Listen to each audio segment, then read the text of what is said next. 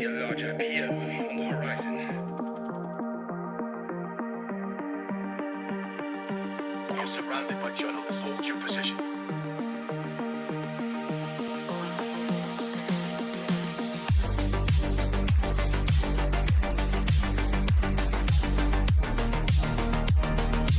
Overnight success. The Blazinator 3000.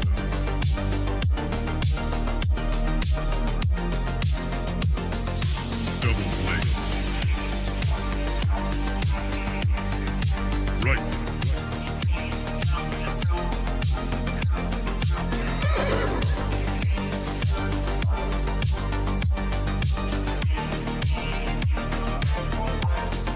That's misinformation.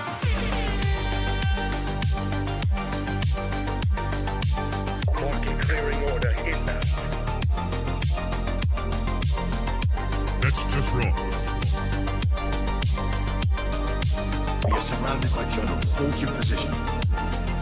Come, get up.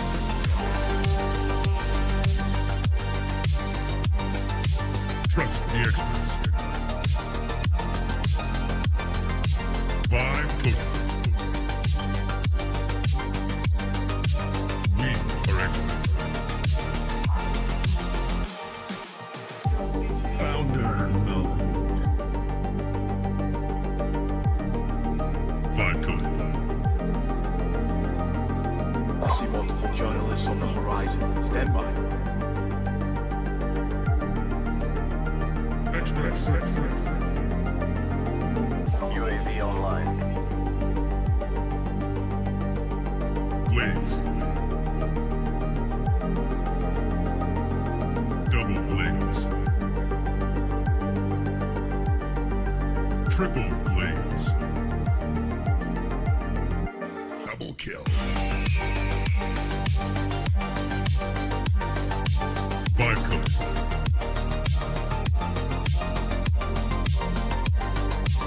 Wrong.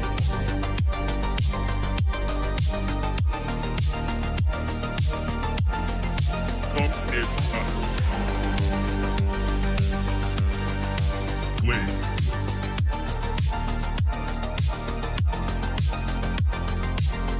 Team deathmatch.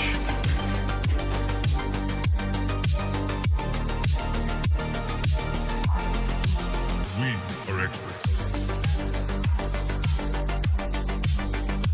Triple blaze. That's just wrong. Right.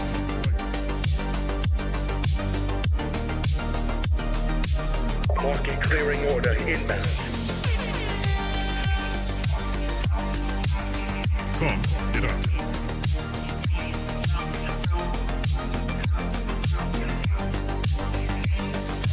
We are surrounded by journalists. Hold your position.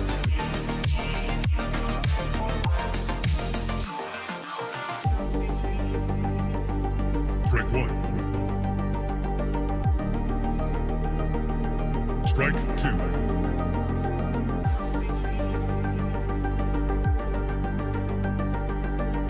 Activate Golden Retriever mode.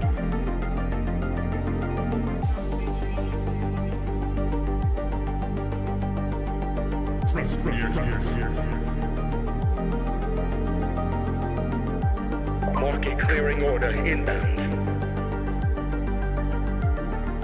Vibe coded.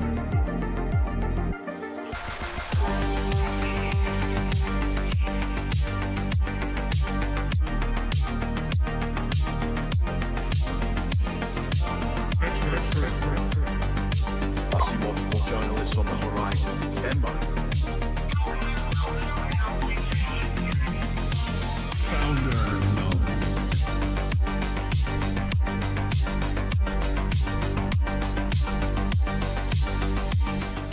You're watching TBPN! Today is Tuesday, February 3rd, 2026, and we're live from the Cisco AI Summit. We're very happy to be here. So pumped Thank to you be to here. Cisco for hosting us. We have a bunch of great guests lined up. We got Levie from Box coming back on the show. Chuck Robbins, the CEO of Cisco, an absolute dog. He's been with the company for decades. Truly. Jeetu Patel, the president and chief product officer, will be joining us. Costa from the San Francisco 49ers, who's going to be breaking down the technology of the NFL. And we're closing out with Jeetu Patel, the founder and CEO of SemiAnalysis. That's right. And of course, if you're wondering, Linear is the system for modern software development. 70% of enterprise workspaces on Linear are using agents. Really quickly, let me also tell you about our presenting sponsor, Ramp.com. Time is money. Save both. Easy to use corporate cards, bill pay, accounting, and a whole lot more all in one place. Starting the show, Jordy? important announcement from Oracle. They said, our partners financing with Doña Ana County, New Mexico, Shackelford County, Texas, and Port Washington, Wisconsin data centers are secured at market standard rates, progressing through final syndication on schedule and consistent with investment grade deals. So, if this makes you worry, a lot of other people agree. This is their most recent post after yesterday they announced that the NVIDIA OpenAI deal has zero impact on our financial relationship with OpenAI. We remain highly confident in OpenAI's ability to raise funds and meet its commitments. So, What did Rune say? Rune said, my confident in OpenAI's abilities to raise fund t-shirt has a lot of people asking questions already answered by my t-shirt. Just 2,000 likes.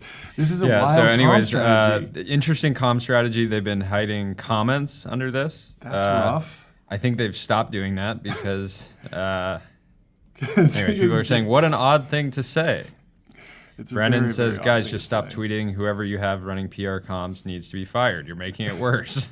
It is very weird to take this to X specifically. It's such a conversational platform. Like Hey, we want to start a conversation about concerns around our. Well, also just, it's a total rejection of the going direct thing. Like, this would be wildly different if it came from the CEO, co-CEOs, or Larry Ellison directly. And it had like way more nuance. It's very odd when it has like the corporate press release lingo. This screams that no one in comms actually uses X. Yeah.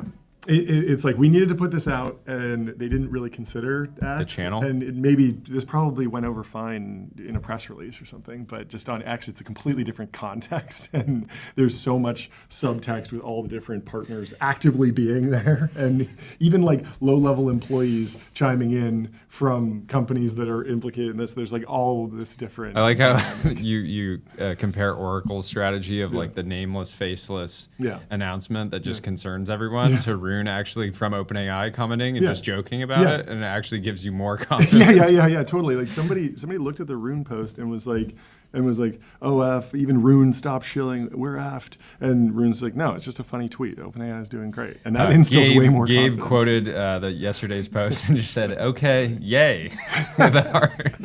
Okay, yay. Anyways. Before we move on, CrowdStrike, your business is AI, their business is securing it. CrowdStrike secures AI and stops breaches. And of course, Oracle's down 5% today. It's sort of a bloodbath honestly today, looking right? good compared to some other names. Yeah, what's going on? PayPal down a full 20% today. What happened with PayPal? Switched out their CEO. Okay. Well, that makes sense. Just had some Q4 results that people weren't super exciting about, and people aren't excited about the forecasts either.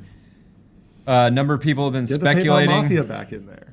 Well, yeah, you look at Shield had a kind of was prodding Elon. He said, "Come on, Elon, you've always wanted PayPal to be X, the financial super app. Yeah. Now's a great opportunity."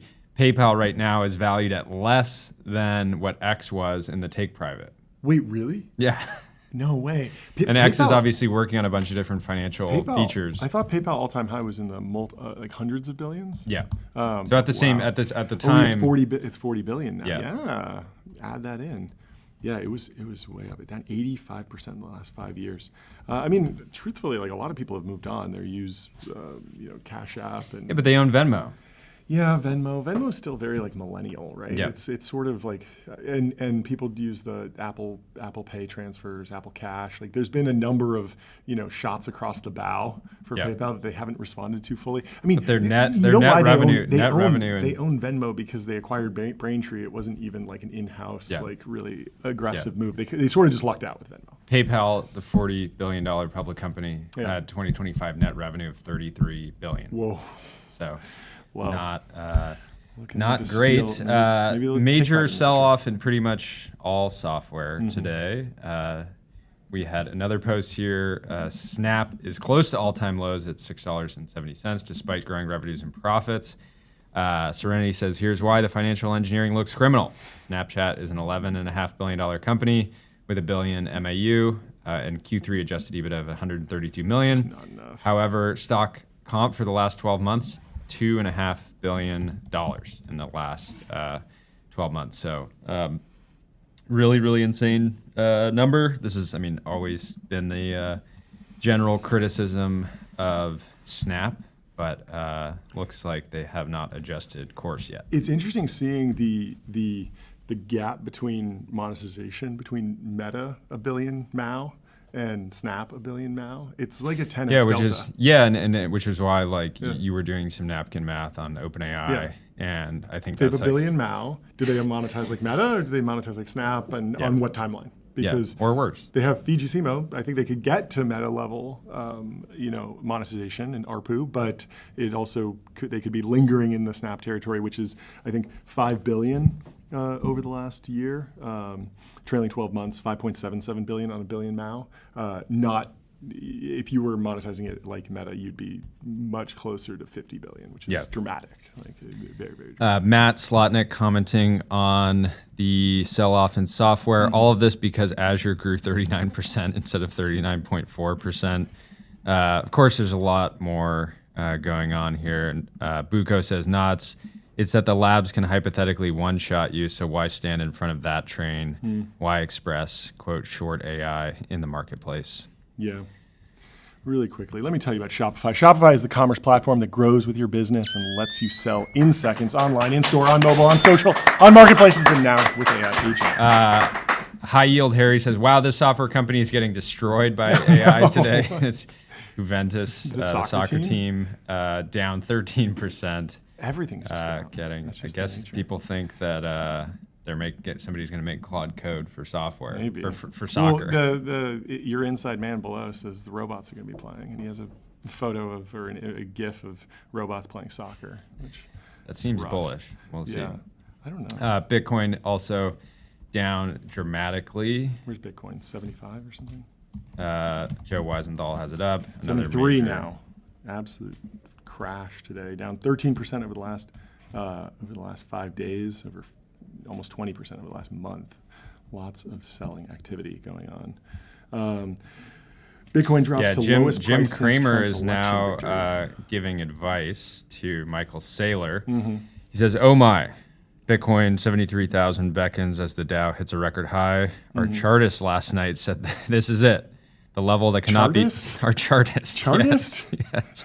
The level that cannot be breached. Chart artist? It is time for strategy, also known as MicroStrategy was the former He name. says Now it's also just known as strategy. Mister for its Mister symbol to do a spot secondary or convert and stop this decline. Come on, Mike, step up. It's just always rough when Jim Cramer is just like stream of consciousness Hammering you. posting at you.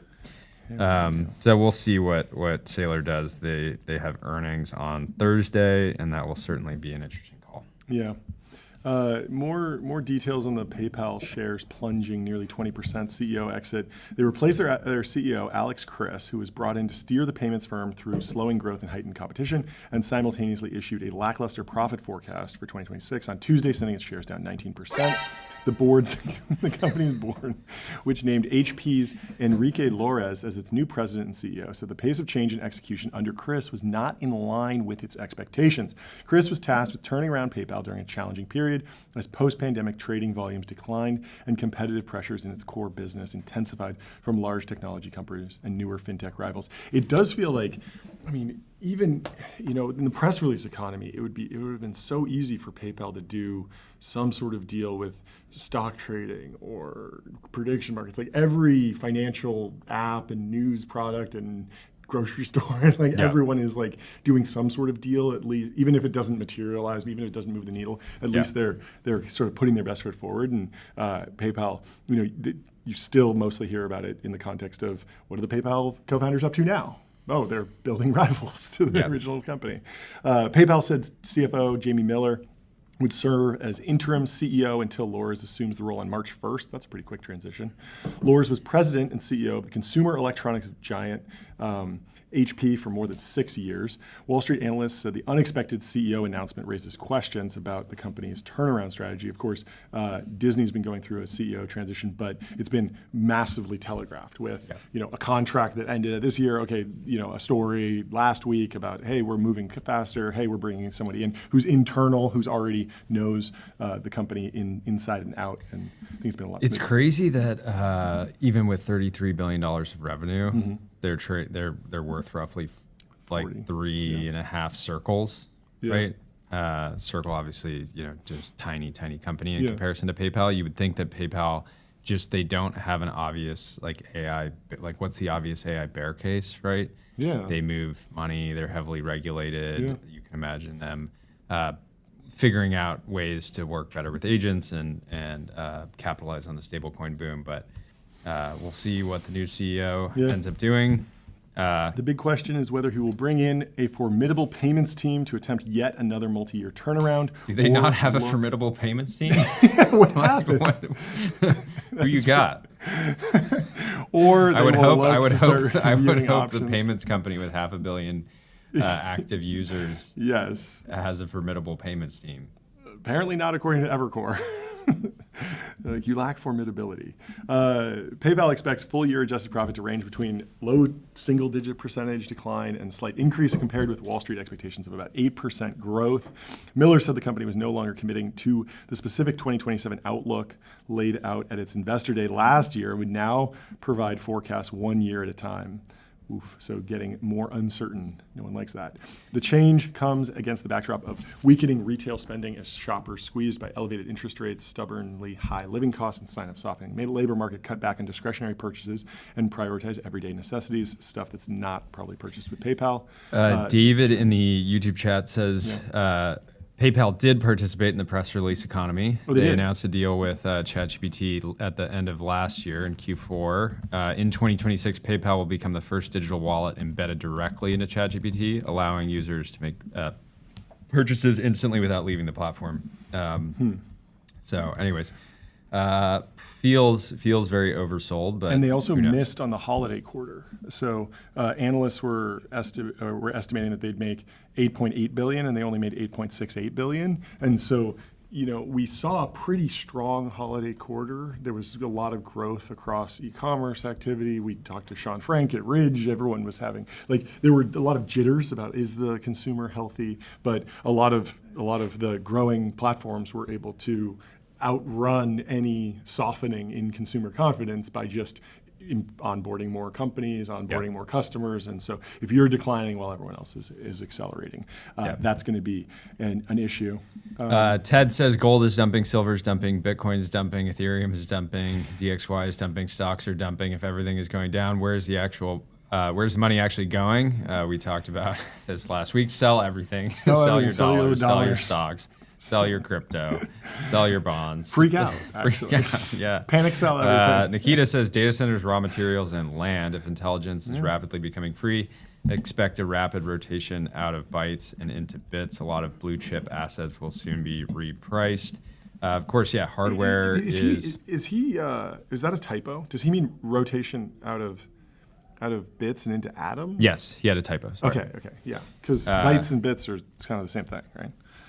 But a lot of blue chip assets will soon be repriced. So I don't know. I'm excited to talk to Aaron Levie about this, about the SaaS apocalypse, what's happening with software. Deep Dish says this is a pretty common misconception that money has to go somewhere. That's not how market caps are measured. They're measured by last price times shares, contracts outstanding, not how much money you'd get for liquidating the whole pile.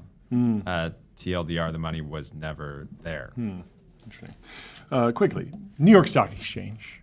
Want to change the world? Raise capital at the New York Stock Exchange. We'll be at the New York Stock Exchange next month. We're very excited for Cannot wait. them. Josh D'Amaro is the new CEO of Disney, effective next month. Yes. This cycle moved very quickly, right? It did, yeah. Lucas Shaw over at Bloomberg has the reporting. I'll pull it up. At the same time, I think it was managed pretty well. Yeah. Disney's only down 1% today, I Yeah. think. Iger will stay on the board and serve as a senior advisor until his retirement on December 31st. And Dana Walden was named to a new role as president and chief creative officer of Disney. Iger just got the OpenAI deal done. He's like, I handled the AI transition perfectly, IP. and I'm out. They've only had 9 CEOs in the 102-year history. The CEO job requires not only running a sprawling empire, but also serving as its high-profile and highly scrutinized public ambassador. D'Amaro won a challenging bake-off for the job against Disney's entertainment co-chairman Dana Walden. Let's give it up for bake-offs. That has been the talk of Hollywood for more than a year. Walden was named to the newly created position of president and chief creative officer.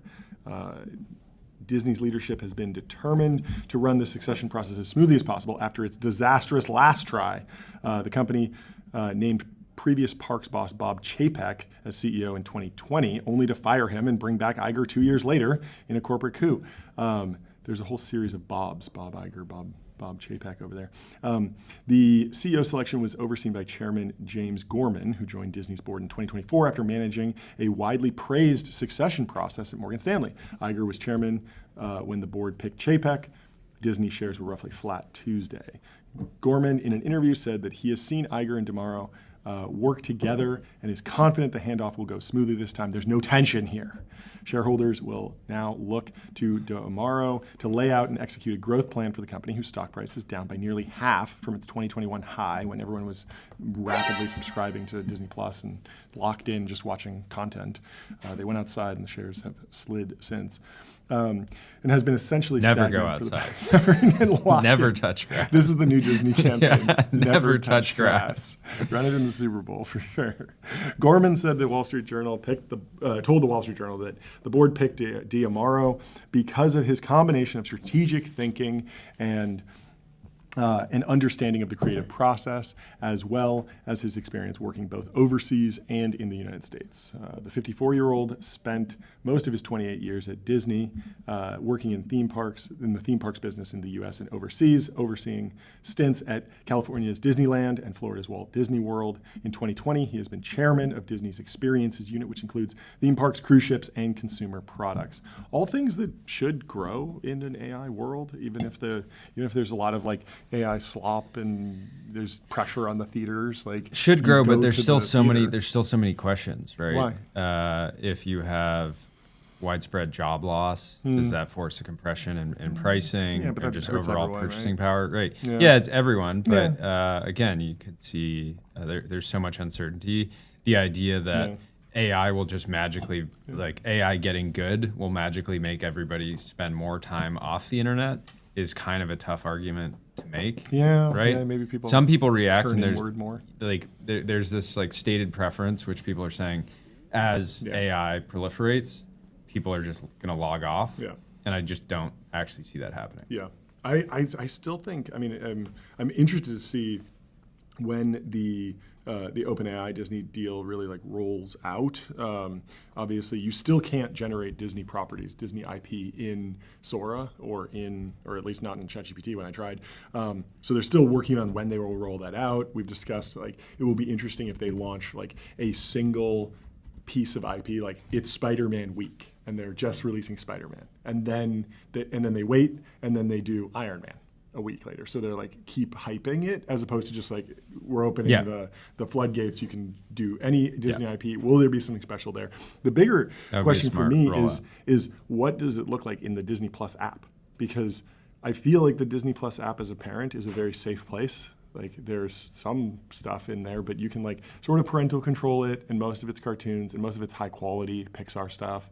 But even if there's a AI generated feed, how much editorial goes into that? Like, there's a pretty wide gap right now between YouTube Kids, which can get sort of crazy, and Disney Plus, which is extremely curated, and like, you know, Academy Award winning films are in there, and it's like a very polished product. And if you start putting AI generated content in there, maybe some parents will love it because the kids will watch more. But I think a lot of parents would probably be like, I don't know, I'm pulling back from that. What are you trying to generate?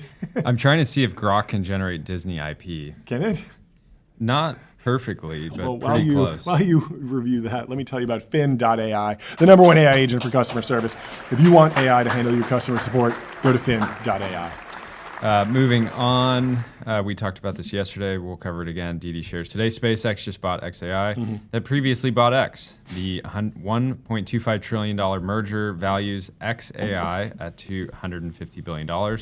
With annualized revenue of $428 million, giving it a clean 584x revenue multiple, not bad, an annualized loss of $5.84 billion. More That loss importantly, is mostly CapEx, right? I imagine. XAI, yeah, because they're building Colossus. They're buying a ton of chips, and so that's where that cash loss is coming from. yeah. Because I imagine that the inference is not at that level yet. But of course, SpaceX can start helping to foot that bill. Yeah, They have the $8 billion in revenue. No, $8 billion in profit. In profit. Yeah, wow. Yeah. So from Reuters, the transaction values SpaceX at $1 trillion, XAI at $250 billion. Investors in XAI will receive 0.1433 shares of SpaceX for every share of XAI as part of the acquisition. Some XAI executives may opt for cash instead of SpaceX stock at 75.46 per share. This marks not just the next chapter, but the next book in SpaceX and XAI's mission, scaling to make a sentient sun to understand the universe and extend the light of consciousness to the stars. What a turn of phrase. We'll have to read Elon's post because this one feels like it came directly from him.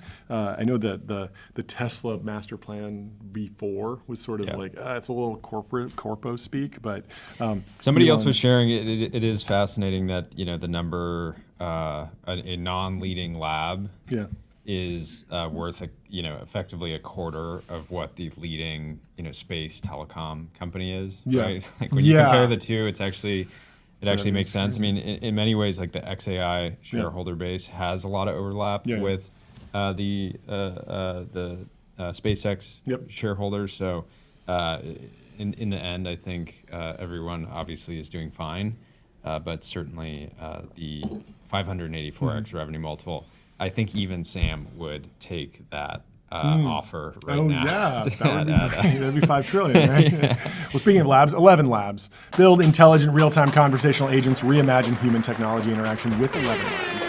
Let's stay with SpaceX. Ramsheets called it. Alex Stauffer shares that Ramsheets called it the Elon Musk SpaceX plus XAI valued at $1.25 trillion, and Ramp Labs used their agentic spreadsheet to model the proposed merger when there were rumors of advanced talks on January 29th, and they nailed the valuation. So you can kind of watch Ramsheets work through the financial modeling there. XAI. It's notable. So some XAI executives are able to opt for cash instead of SpaceX shares at $75.46 per share. You think this is just because there's so much pre-IPO demand for SpaceX that people are like, there's plenty of buyers? That's a good question. And I don't people know. just want to cash out and move on. I mean, SpaceX has done like a long history of tender offers and liquidity, so there's probably plenty of demand, and just offering that feels like the way. I mean, there's also got to be some people that have been sitting on sort of. I mean, I guess if you were a Twitter employee just a few years ago, you had liquidity. So it's not the same thing as SpaceX, where you joined 20 years ago and you're still waiting for the IPO. So you're like, I need to buy a house. I need to get out. Like those tender offers make a lot more sense than this. But certainly an interesting decision to be made if you're an XAI executive and you're looking at SpaceX. Well, speaking of XAI executives, Nikita Beer. Yes. Logan Bartlett says Nikita Beer, the SpaceX employee, Total Nikita victory. Total I think Nikita in many victory. ways he's been through Yeah. hell over the totally. last few months. He is often the butt of the joke. There were those prediction markets on will he make Will it he get through? fired? Will he get fired? Like, there's been so many dust ups around. Is he paying some people too much with the creator program? Well, now if you're an X creator and you get that $22 paycheck for your posts, it's coming from SpaceX. That's right. Love to see it. Let me tell you about TurboPuffer, serverless vector and full text search, built from first principles and object storage, fast, 10x cheaper, and extremely scalable. Wired had some interesting yes. coverage this morning. Mike Solana called it out. Wired said Elon Musk is rolling XAI into SpaceX, creating the world's most valuable private company. By fusing SpaceX and XAI, which acquired X last year, Elon Musk tightens his grip over technologies that shape national security, social media, and artificial intelligence. Yes. Of course, this doesn't make any sense. So Solana's point is, he says, good morning, Elon Musk is, quote, tightening his grip over two companies he founded, funded, built, and currently runs. So that's a good criticism, but yeah. But at the same time, like going public implies like you're loosening your grip, right? Yeah. Suddenly like you have new regulations that you have to follow, like shareholder more lawsuits. responsibility. Yeah. Like SEC. Suddenly anyone in the world can profit off of your labor. Yes, Like anyone in the world can loosen your grip a little bit in some ways. it's funny because if SpaceX put out some big press release and said we're never going to go public and we're doing this, their criticism would be Elon Inc. is not letting retail shareholders participate in space and AI. Yeah, right? or just as a private company, all the financials, all the strategies are more opaque. There's less accountability. There's less regulation. They don't answer to the SEC in the same way, and that's why a variety of private equity firms do take privates. Like, why are you taking a company private? You're delisting it as a public company. It's no longer public, and so you can do much more ambitious things. You can change the strategy because you don't answer to shareholders. What are you laughing about? John says Elon Musk, famous for his loose management style, tightens his grip. yeah, famous. Really quickly, Labelbox, RL environments, voice robotics, evals, and expert human data. Labelbox is the data factory behind the world's leading AI teams. Eric Berlin says, once again, I find myself updating my LinkedIn bio. He says, former CEO of Breaker, which was acquired by Twitter, acquired by X Corp, acquired by XAI, acquired by SpaceX. So good. Congratulations to the Breaker team. I posted posted this, but I was looking for the most complicated corporate lineage yesterday when we were joking about it. Like, there's someone that's going to have like 6 steps in their resume, and we found him. His name's Eric Berlin, and he founded Breaker. What was Breaker? Was that a podcasting app? Live sports. Oh, really? I think it was meant to basically distribute effectively clips from games. In the moment. Cool. Oh, yeah, if I like remember breaking correctly. news. Oh, 2021, Twitter acquires social podcasting app Breaker team to help build Twitter Spaces. Twitter has acquired social broadcasting app Breaker. The company announced today. Yeah, I think the idea was if there was a crazy play or a game was about to end, they would just stream just the audio the last or 5 minutes or something. Interesting. Breaker was founded in 2016 and led by CEO Berlin, previously the founder and CTO at Social Advertising 140 Proof, which he also sold. And Leah Culver was at Breaker. Yeah, I remember her in the Twitter. She stuck around in the transition and was like, I think she posted a photo of her like sleeping in a sleeping bag in the office or something. The app had launched at a time when podcasts were still very much thought of as audio feeds and podcast apps as productivity tools, not experiences around which a community could be built. Breaker helped users change that perception by offering an app where users could like and comment on episodes, discover new podcasts by following friends. Okay, I'm thinking of a different company. You are thinking of a different company. It's more of a Clubhouse rival. Got it. According to Culver's tweet, she'll be joining Twitter with a focus on Twitter Spaces, Twitter's audio-based social networking product, and Clubhouse rival. Spaces let Twitter users chat in real time using voice instead of text, as they do today. And that product still exists, and people are Suspended cap says, so let me get this straight. Overpays for Twitter, makes XAI, uses AI hype cycle to absorb Twitter and make everyone whole, then uses SpaceX IPO hype to absorb that entity, will pump the living SHIT out of the SpaceX IPO and buy more stuff with equity. Like, of course people keep giving this guy capital. He finds a way. It's crazy. It's really true. Yeah, and in some ways I've been thinking about it is XAI has not, they've done fine. In so many ways, it's been an incredible story, come from behind story, competing against the Googles, the OpenAIs of the world. But it hasn't exactly been an easy time in the private markets. Like going out and having to raise at a $200 billion valuation, that's a lot of money. when every single investor that you're pitching is looking at OpenAI, they're looking at Anthropic, they're comparing your traction to theirs. All those people that were investing in XAI had to just say full blind faith, Elon, I know you got us. Yeah. And so this new transaction is just that was the investment thesis. It was sort of unlimited upside, somewhat capped downside. The downside scenarios and XAI get rolled in. And so it's certainly rewarding everyone with their loyalty. Yeah, I mean, a bunch of investors have kind of laid out this thesis of Elon Inc. Just bet on Elon, don't bet against Elon. Sean McGuire, I think, is on all three: XAI, X, and SpaceX, and then Andreessen Horowitz as well and they posted an image of X, SpaceX, XAI, and individually, a lot of those deals were sort of crazy and critiqued, but together, everyone's doing very well. So we got to figure out what's going on with the Boring Company. But I'll tell you about Gusto first, the unified platform for payroll, benefits, and HR, built to evolve with small and medium-sized businesses. UAE officials say the first phase of the Dubai Loop project with Musk's Boring Company to start immediately. So they are breaking ground over there. UAE has some insane that is a company traffic. we have not seen a lot from. Yeah, but I think they're still cooking. I know there's been some back and forth about the Vegas tunnel. Some stuff that's good. Some people are annoyed with the construction and whatnot. But it seems it's progressing a little bit. It still seems really, really slow considering when did he originally post the Hyperloop blog? 10 years ago. But building tunnels in the ground, difficult. What else is going on? Moving on. San Francisco is getting its first nuke scan before you know the what Super this is Bowl. about? Yes. So before the Super Bowl, they fly a helicopter with radio detection. So there's someone who asked Grok what is this? And here it is. Okay, so somebody said, "Is this real? And how does it work?" And Grok said, "Yes, it's real. They fly a helicopter. You drop a. Oh no." We don't have any audio. I can't hear what's going on. I don't know what the stream just saw. Apparently, I just nuked it. Fortunately, we can joke because we are being kept safe thanks to the National Nuclear Security Administration, NNSA.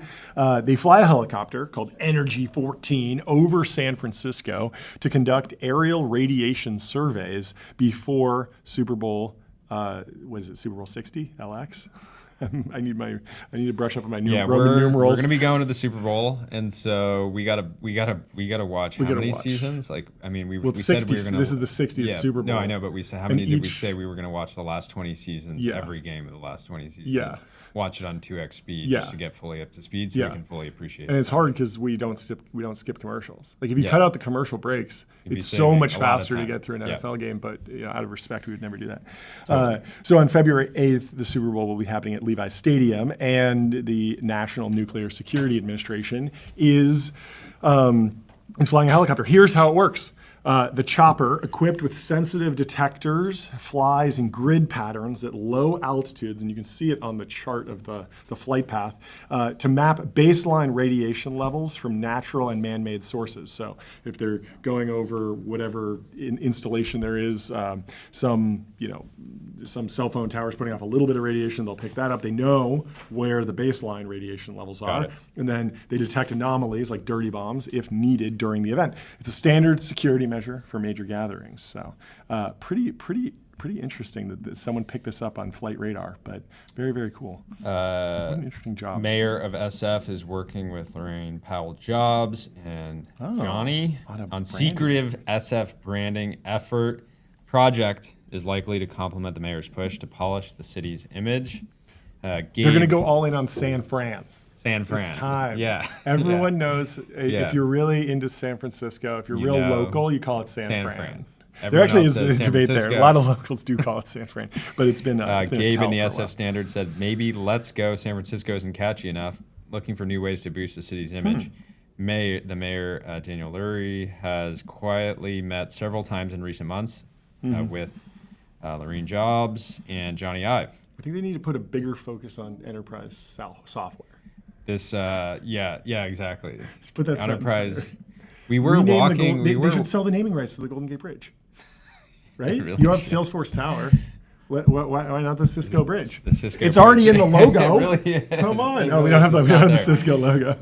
I can pull it up. All right, we will. We gotta get Daniel on the podcast. Really we'll quickly. pitch him this idea. Let me tell you about Lambda. Lambda is the superintelligence cloud building AI supercomputers for training and inference that scale from one GPU to hundreds of thousands.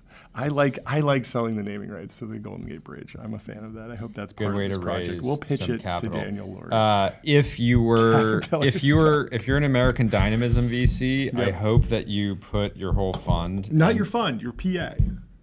What? Your personal account, Yeah. because every fund, like you can't usually invest in startups, but you can usually trade liquids and trade stocks just in your personal account. Yeah. So your PA should be 100% Well, if they were allocated. really tapped in, they would have Yeah. just converted to a hedge fund and bought Maybe. Caterpillar stock hasn't had a single year of single-digit return since 2014. It was up 42% in 2016, 75% in 2017. Down 17% in 2018, then up 19%, up 26%, up 16%, up 18%, up 25%, up 24%, and then up 60%. It's a in $320 billion company. And the absolute chart is absolutely vertical. insane compounding. Really, really good. Really quickly. MongoDB. Choose a database built for flexibility and scale. With best-in-class embedding models and re-rankers, MongoDB has what you need to build what's next. Manufacturing activity, according to Geiger Capital, in January came in higher than all 56 economists in Bloomberg's survey predicted. They should have trusted the experts here. They should have gone to Joe Rogan, Andrew Yes. Huberman, Yes. Lex Friedman, and really asked for their take on manufacturing activity. But the This is experts crazy. clearly weren't asked. They were not that off. 52 versus 48. That's not that much. I'm just This joking around. is a chart No, but- crime but- too. Look at the y-axis. You see what's going on with the y-axis here? It went. Whoa. It went from 48 to 52. This is such a way. chart crime. This is ridiculous. That's insane. Also, there's probably some I don't know, Yeah. seasonality here. Yeah, like zoom out. Look at this, Jordy. Like if you click into that post and then you scroll down, Phil Brady has a post that shows, is it there? Yeah, there, that one. Encouraging jump. PMI back above 50 matters a lot. Important to note that PMI is a diffusion index. Past 50 means now more firms are improving than deteriorating, but not yet a boom.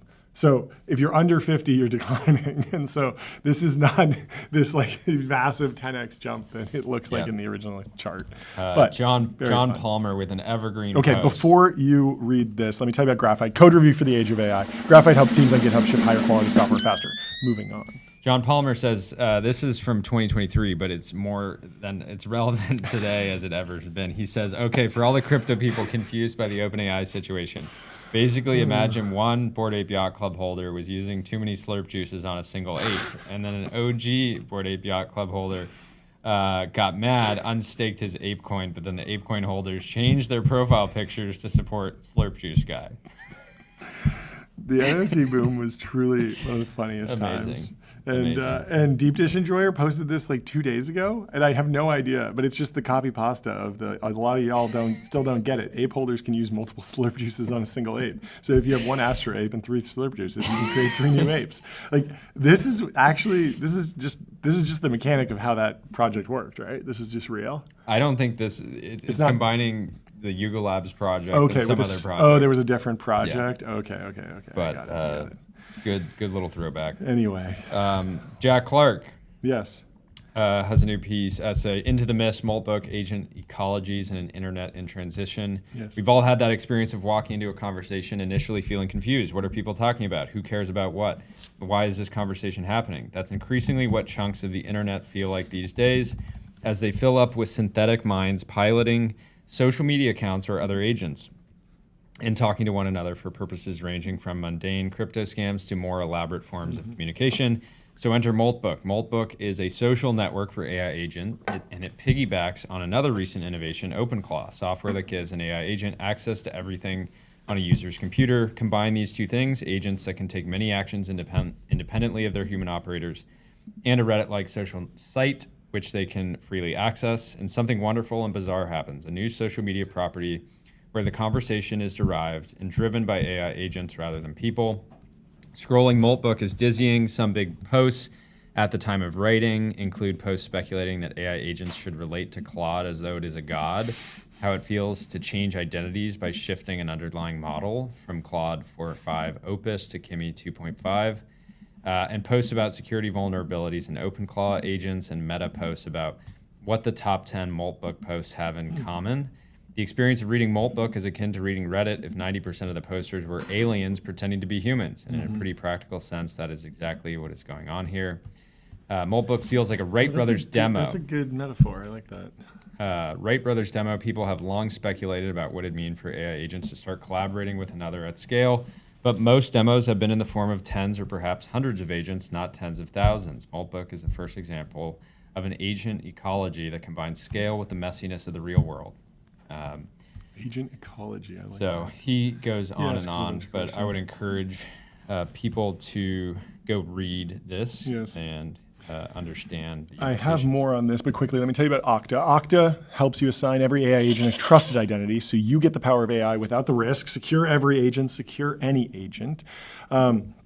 So have you heard of Gastown yet? Have you heard of this? No. So Gastown is what's called an orchestrator. So it's essentially StarCraft for agents. So the creator of Gastown sort of lays out this evolution in software development where you go from the IDE, writing the actual code, to having a little chat bot that you're talking to, and then maybe you're copy pasting or asking it questions. Then the chat bot gets bigger and it's actually writing some of the code. Then you go to something like a Claude code and it's executing the code for you. Maybe you're reading the diffs and what the code it's writing. And then the final level is this orchestration. So Gastown, you will spin up like dozens of agents and manage them. And it's something like, I don't know, it's like 250,000 lines of code, and he didn't write a single one of them. So the whole thing is vibe coded.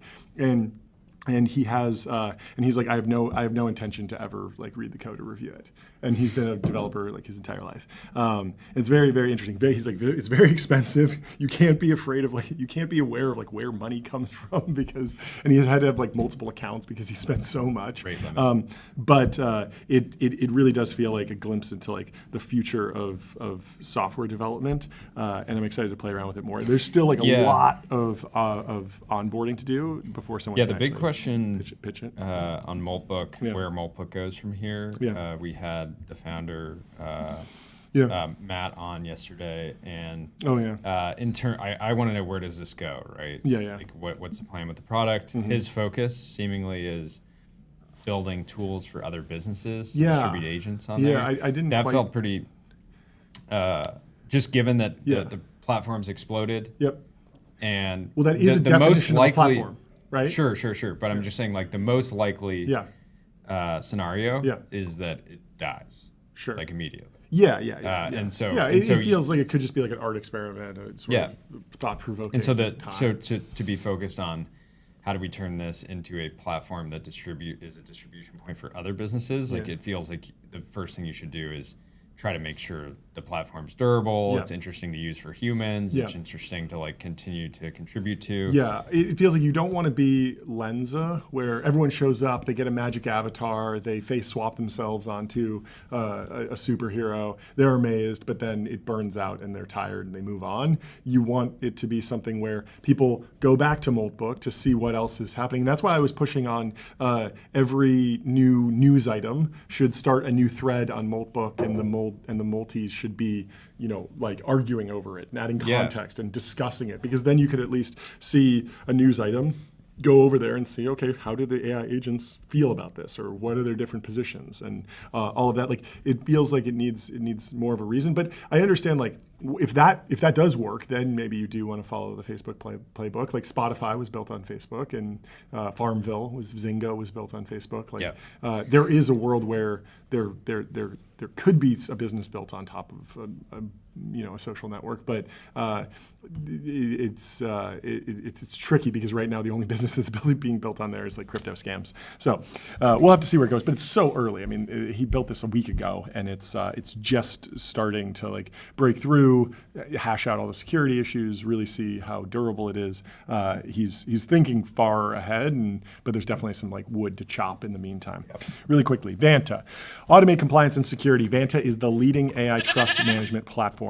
So Eric Seufert, the Soufinator, says astute analysis from Ben Thompson on Microsoft's challenge path forward with AI. Of course, they missed forecast by 0.4%, and the market has said it's over. Yeah. Down 15% in the last I will 5 days, but never fade Satya. Never.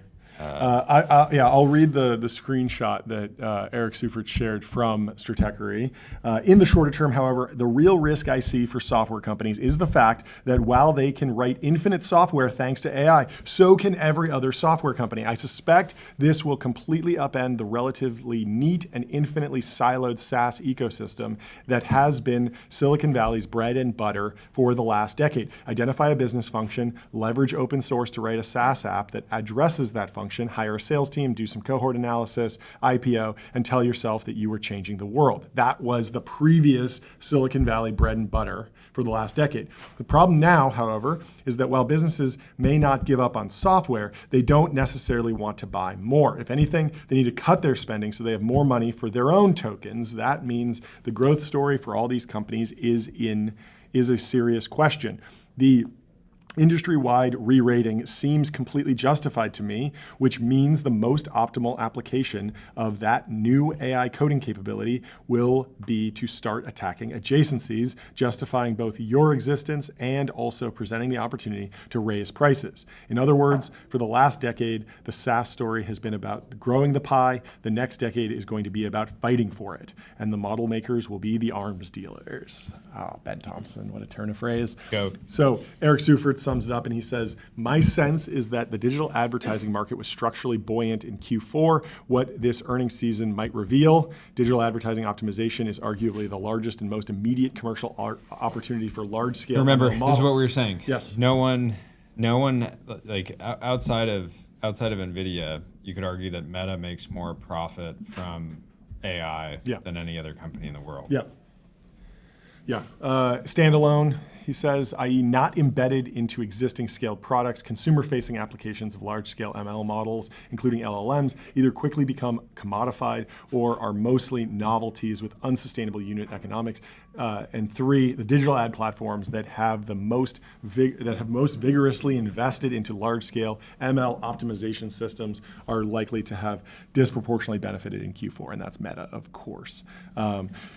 And a big question for anyone else that has a huge pool of DAO, but maybe has not invested in the large-scale ML optimization system to really make the ads fly. It's always been, I'm sure you've experienced this, where, talking to the Ridge guys, you go on certain ad platforms and you're like, wow, this is a magical box. I put in money and I get actual customers. More money back. Yeah, and you go to other platforms and you're like, no matter what I do, I just can't get to escape velocity. I can't get to, ROAS positive or LTV positive. And so it's just like I'm spending notably, nothing. that was AdSense on YouTube for a long time. Very few brands could crack that. Twitter ads for a long time, for sure. Still a little bit. I don't know if people are spending more now, but there were a lot of places where you would assume, okay, they have 1/10 the DAO of Meta.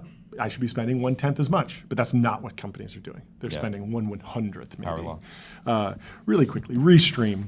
One live stream, 30 plus destinations. If you want a multi-stream, go to restream.com. Dylan Patel hits the timeline with some misinformation. He says Google now owns more than 10% of Anthropic and xAI. Google owned 14% of SpaceX. Google's stake is actually 7.5%, not 14%, but Dylan Patel hit himself with a community note. And so good actor.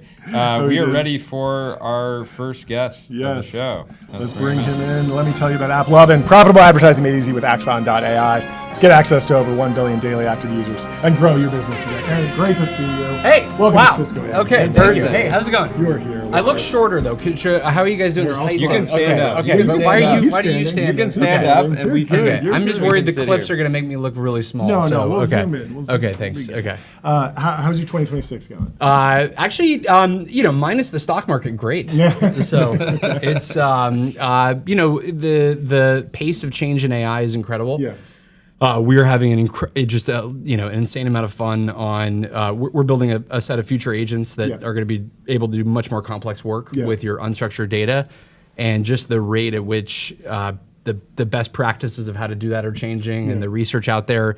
So we're having a great time. Yeah, what's your process like? Are you actually tinkering with different models yourself? Do you have teams that are dedicated to transformation in AI? Is everyone working on it distributed? How are you thinking about that? Well, the main thing I focus on is just the agents we're building, which is a relatively small team. Yeah. So you can kind of, you can see them across 3 rows of engineers, and we just spend, basically 24/7 pushing the limits on what you can do with an AI agent that has access to your enterprise content. And so the things that I've seen that we get excited by are just, we wouldn't have been able to do a brainstorm that this would be possible 2 years ago. Like you wouldn't know architecturally how you could pull off what we're now able to literally do. You wouldn't have been in the sphere of possibility. So that's what makes us so excited is when you look at things like Claude Cowork, Codex, obviously Claude Code, and you see this idea of long-running agents that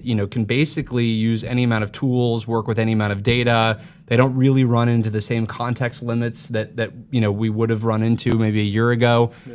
Now imagine that for any form of knowledge work with all of your enterprise data. That's what we get excited by. Do you think the labs are arms dealers today? Ben Thompson posted. He said, what did he say here? He said, in other words, for the last decade of the SaaS story, has been about growing the pie. The next decade is going to be about fighting for it, and the model makers will be arms dealers.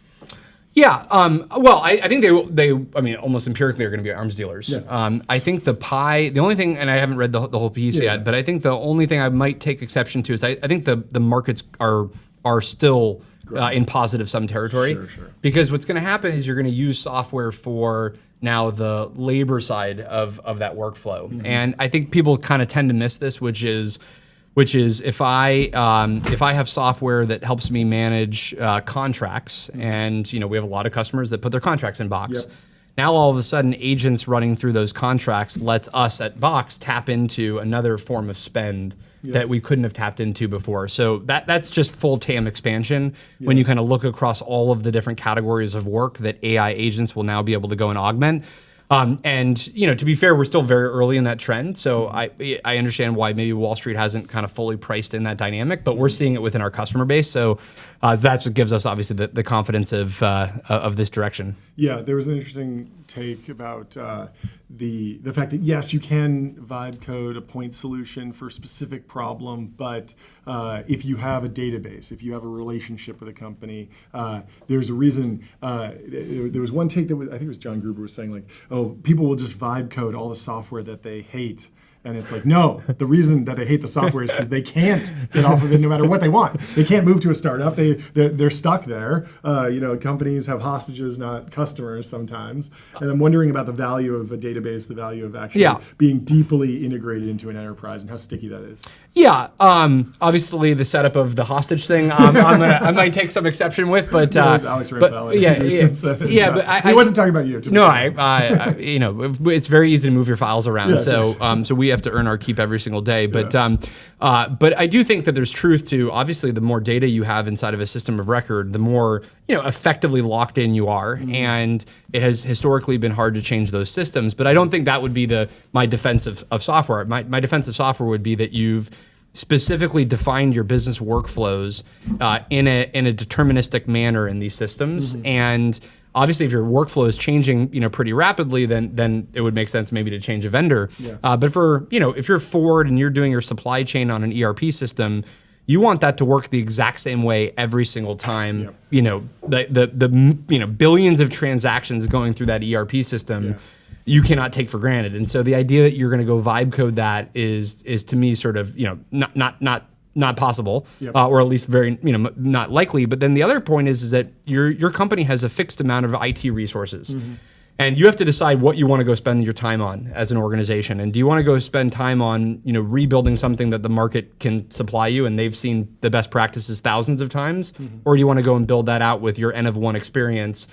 Obviously, maybe trusting the agent has seen enough examples. Or do you want to spend your limited, scarce resources on building software and building experiences that will make you more money and that will actually be used by your customers? I think, on the margin, the average enterprise is going to spend their time and energy on the latter. So interestingly, I end up in this weird spot, which is I'm 100% bullish on vibe coding. I'm 100% bullish that we're going to have 100 times more software, but it still doesn't yet cross the threshold where I would want to go and build our own CRM system. It's just not worth it relative to all the other things that we can go and how develop. has your software buying process changed or priority set changed? Yeah, I mean, we're. I would say that we are relatively locked into a core set of vendors. We are going to deploy agents on those vendors. We might bias slightly toward the agents that those vendors offer, assuming that they offer competitive agents, and then we'll have a set of agents. We build ours for a large portion of knowledge work use cases, but we'll use agents from different kind of SaaS providers as well. And I think that's why I think that AI is basically total upside for SaaS because agents are going to need a system of record to work within. There needs to be a traffic cop of what that agent can access and how did you define the workflow. And there's got to be a user that can access an interface that the agent is providing updates into. So you still need software for all of that. And assuming that you have an incumbent vendor that remains very competitive and very engaged and they're able to build for where the world is going, then I would basically bias on existing software that owns those workflows or data. At the same time, I think there's going to be a large number of new categories that emerge simply because there's no incumbent or because the incumbent is asleep at the wheel. And that's going to produce all of these new startup opportunities. So I'm just generally bullish on software broadly, assuming that it's from vendors that understand the mandate on what they have to build with AI. What segment of software are you, like, if you're bullish broadly, is there a subcategory that you're particularly bearish on? Because I think obviously everyone's just selling software today. If you sell a digital product at all, you're getting sold.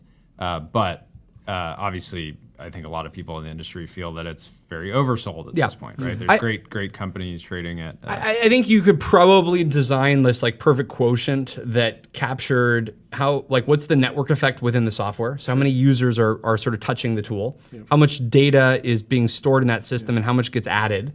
How many connectors across other applications are there? And then how valuable or mission critical is the workflow that software is involved in? So and then maybe with one X factor of is that company, sort of priced to perfection in terms of what their seat price is and what they're charging their customers. But I look at, those 4 or 5 variables, and you could kind of look across SaaS, and I see a lot of names that are being sold that it just is not on the list of things that I think get disrupted by AI. And if anything, probably they're things that you use more of as you have more AI. And when I think of something that if you could open up a fresh install of that piece of software and do the same work that you would have done with with something that you've had installed for a decade, and it's the same, it's that can be replaced. But if you're no, I don't want to open up a brand new CRM because it won't have the history of a decade and all my workflow customized and stuff like that. I think that's a perfect heuristic. And so that obviously puts a lot of pressure on if your personal productivity with no network effect, with limited sort of data that's aggregated, that's a danger zone. Yeah. And then it all kind of is a function of that versus the opposite end, which is your Oracle and it's an ERP system and your whole business runs on it. And what we spend our time on is thinking about, okay, when a customer has 1 million or 10 million or 100 million documents in box, how do we make that data, a 10 or 100 times more valuable than it was before? Yep. And so we come in from the perspective of you've spent years in many cases building up your security permissions, your access controls, your workflows, and the amount of data in that system.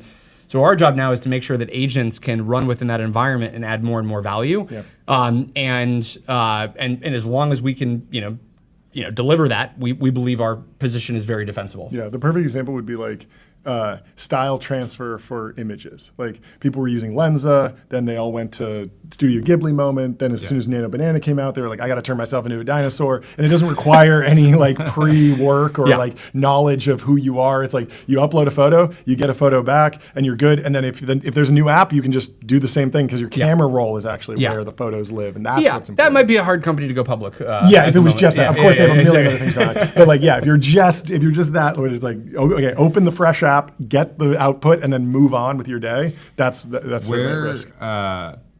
Companies of Box's size, where do you think are generally getting leverage that is under discussed right now? Like, is your like in-house legal saying, oh, we actually can adapt headcount planning because we're just way more efficient? Yeah, I think my general take is just what are the 3, 5, 10 things that would have been in your work queue that you didn't get around to that now agents let you go and deploy. Mm-hmm. So if you're in legal, it's what are the contracts that you were waiting on that were bottlenecking a deal? Mm-hmm. What are the size customer that you wouldn't have supported reviewing a contract for because the revenue threshold wasn't high enough to make the ROI worth it? What is the marketing campaign that you couldn't deliver because you didn't translate it in X language because it was too expensive. So you kind of go through an enterprise and you kind of look through at all of those use cases, and that's what we're spending our time on. So we use agents to go and do more and more of the work that I just mentioned. Obviously, a lot of agents on the coding side. So my expectation is our roadmap should be, let's say 2 to 3 times larger maybe in a year from now than it was a year ago. Mm-hmm. And the reason you can do that is because every engineer should be able to produce 2 or 3 times more code. And while that's not like the most important metric, ultimately that does correlate to how much software we're producing.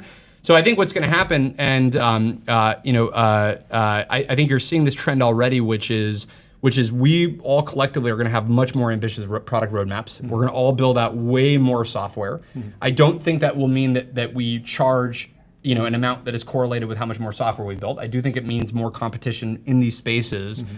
But I think many of these markets are still largely untapped, and so that's still why you have a positive sum dynamic as a result of that. Makes sense.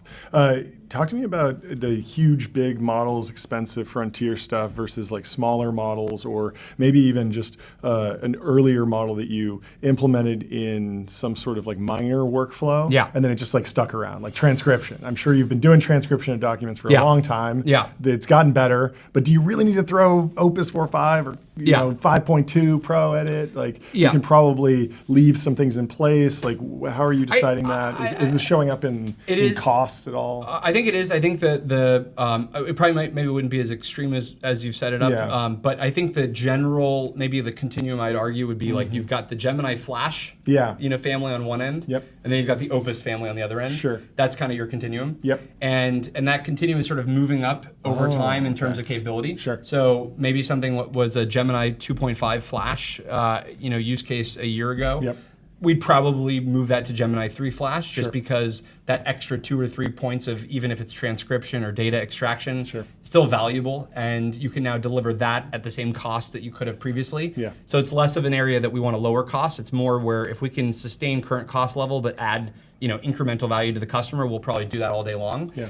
I think we're going to be in this kind of maybe general sort of point in the curve for a couple of years, and then I think you'll see real bifurcation, which is the stuff that is just fully solved will just get cheaper over time, and then the frontier work that is basically where you are making a $100 an hour knowledge worker 2 to 3 times more productive. We will just continue to use the best-in-class model for that work as software companies and generally as a society, and I think that will sustain for the next decade. I don't see that slowing down at all, simply because these models just keep getting better and better.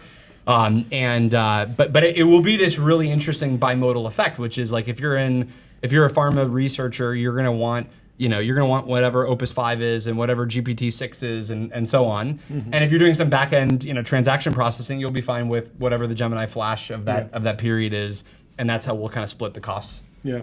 What industry outside of tech do you think is the most AGI pilled? I'm assuming you have a customer that you get on, let's say with a large customer, catching up with the CEO, and maybe they're in some, not on the coast, maybe they're in energy, something like that, or financial services and who's like as fired up as you are? Yeah, I would say it's a fantastic question that I will totally evade because I think it's actually much more sort of from Company by company. Yeah, it's company by company as opposed to like it's a specific sector. So there's some. I mean, like my bias in general would be information heavy businesses. So businesses where a CEO sits around and says, I just know we're sitting on 10 million documents that have the answer to every single customer question we could ever imagine. And if I could only have an agent go and mine that information, then my employees would be 20 or 30 or 50% more productive. So the companies that have that kind of information are the ones that obviously are going to increasingly be more AGI pilled. So that's professional services firms, that's consulting firms, that's financial services firms, that's law firms in a lot of cases where they just know that like we seem to spend a disproportionate amount of our time redoing the work that has already been done in the past. Why can't we take advantage of all of the information we've produced so that next incremental project is 90% faster and 2x the kind of quality of output because it wasn't some new person having to kind of get caught up. And then we can go and deploy our time on better customer relationships or creating more value in new ways. So I'll have things like CEOs will call me and say, I know I'm sitting on 10,000 contracts. I want to figure out how can I go and sell this new capability to someone based on the terms I have in the contracts. And that's simply an exercise of do you have an agent that could go through every contract and just tell you the insights of you're trying to find a sponsorship for this brand and this particular client in this contract has the rights to go do that. How do you connect those dots amongst a large data set? Those are the companies that I think are extremely excited. Are you seeing any effects of the build out or bottlenecks show up in your business? Like we've seen the prices of memory spike. Western Digital stock is way up. Like I imagine like you're probably a few layers removed from these prices moving, but is it affecting you or are you worried about it? Are you losing sleep? Well, first of all, as a storage guy, I love that they're finally getting their day.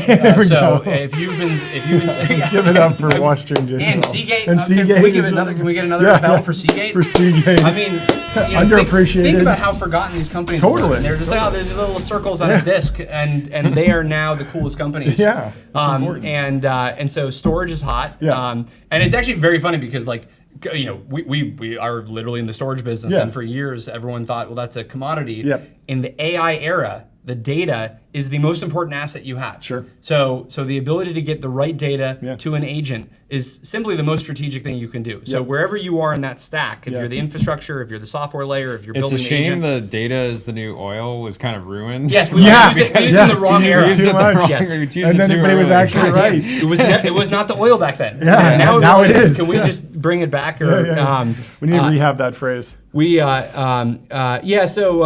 I think now we actually can justifiably sort of say that. And actually in most companies when you say I want to go deploy AI or I want to have an AI strategy, usually what underpins that is a data strategy. Sure. You don't have an AI strategy if you don't have a data strategy. So that's the I think that'll be the story of the next decade. What was your question? My question was like, is it actually is it keeping you up at night where you're like, okay, I see. because you sell a service that's you're not actually just saying, well, I bought this. You're not a Western Digital or Seagate reseller. So it's not like I just put 20% margin on top. We have right? pretty locked in infrastructure from our long-term kind of public cloud contracts. So give it up for being locked in. Okay. Okay.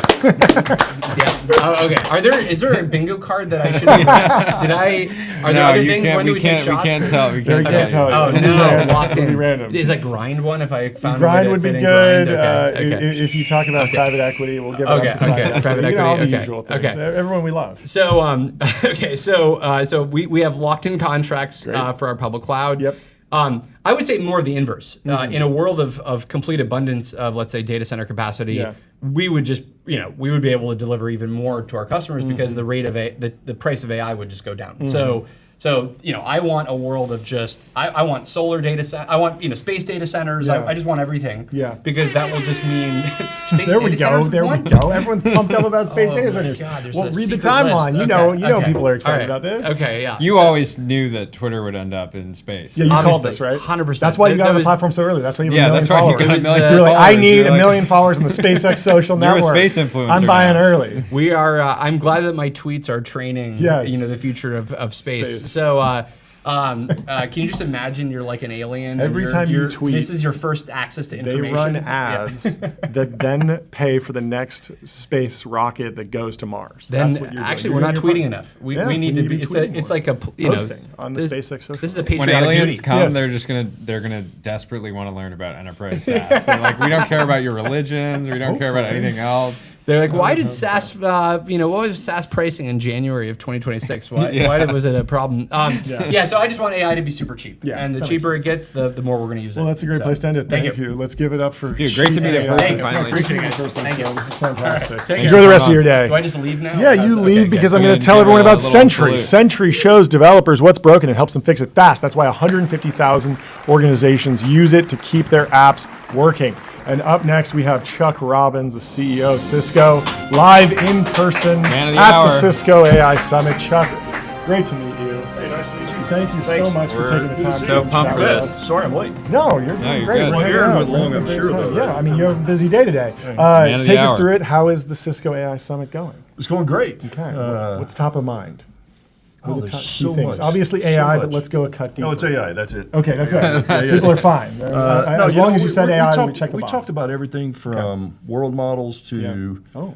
to infrastructure required. We're going to get this afternoon. We're going to get into trust and security, Right. geopolitics. Yep. We talked about models and how they're evolving. We talked about some of the emerging agents and things that are happening with agents right now. And I mean, the whole ecosystem's here, so it's pretty cool. Can you Incredible. compare it to Davos? I know you've been involved. I know you're there. How was Davos this year? We were sort of noting that, at least in our world, it felt like tech had really come to bear this Davos, and there were a lot of really frontier discussions about technology that maybe a couple of years were a little bit quieter at Davos. Yeah, if you walk the main drag, I mean, all the tech companies had Yeah. their own houses, right? Yeah. And the crypto guys were gone. I think, Davos was it was interesting because there was such a geopolitical backdrop that was going on. So it was there was a lot of tension. Oh yeah. And there's a lot of discussion around this intersection of the geopolitical situation and technology, honestly, and then the sovereign requirements that are coming up around the world. Those are big things. But AI was a huge discussion. Global economy, what's happening in the economy? Is there a diversion? Is there a split? And then the geopolitical tension was probably the third thing. Yeah, talk about how that's even just taken up your time over the last couple of years in a way that maybe it wasn't. Just 10 the last years ago. couple? Yeah. Well, no, I think it's Yeah. even been massively bigger. elevated Yeah. even in recent years.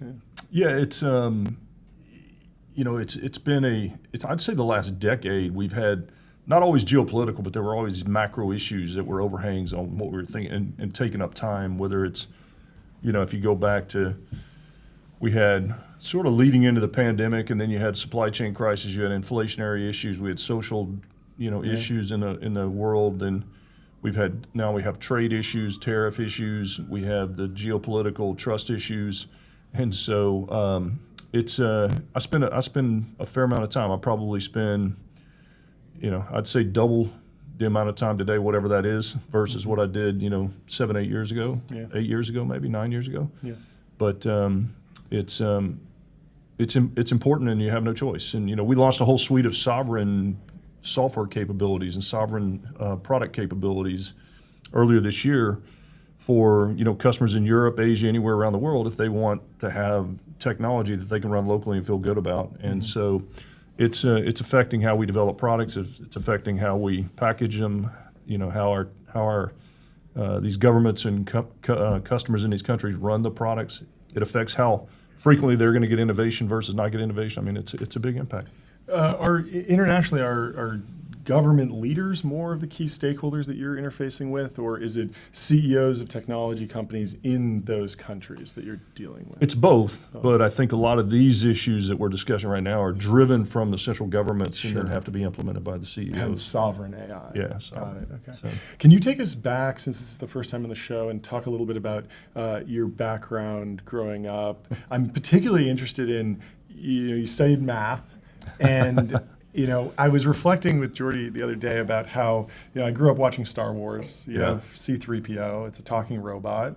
And I didn't really internalize that would be something that kind of happens in my lifetime. And I'm wondering what your vision, your processing of science fiction, your processing of AI was throughout your career, because now it's here and you're experiencing it like everyone else. But what was your So many of the journey like? movies and cartoons and things that we grew up with were all futuristic, and now we're actually building all that technology to make it real. I mean, think about the Jetsons, or The cars drive themselves. Cars right driving outside. themselves, even simple things like the amount of video that we do, and you're on another video and you're I mean, back then it was like that was somewhat science fiction, and now all of a sudden it's the way we do business every day. Yeah.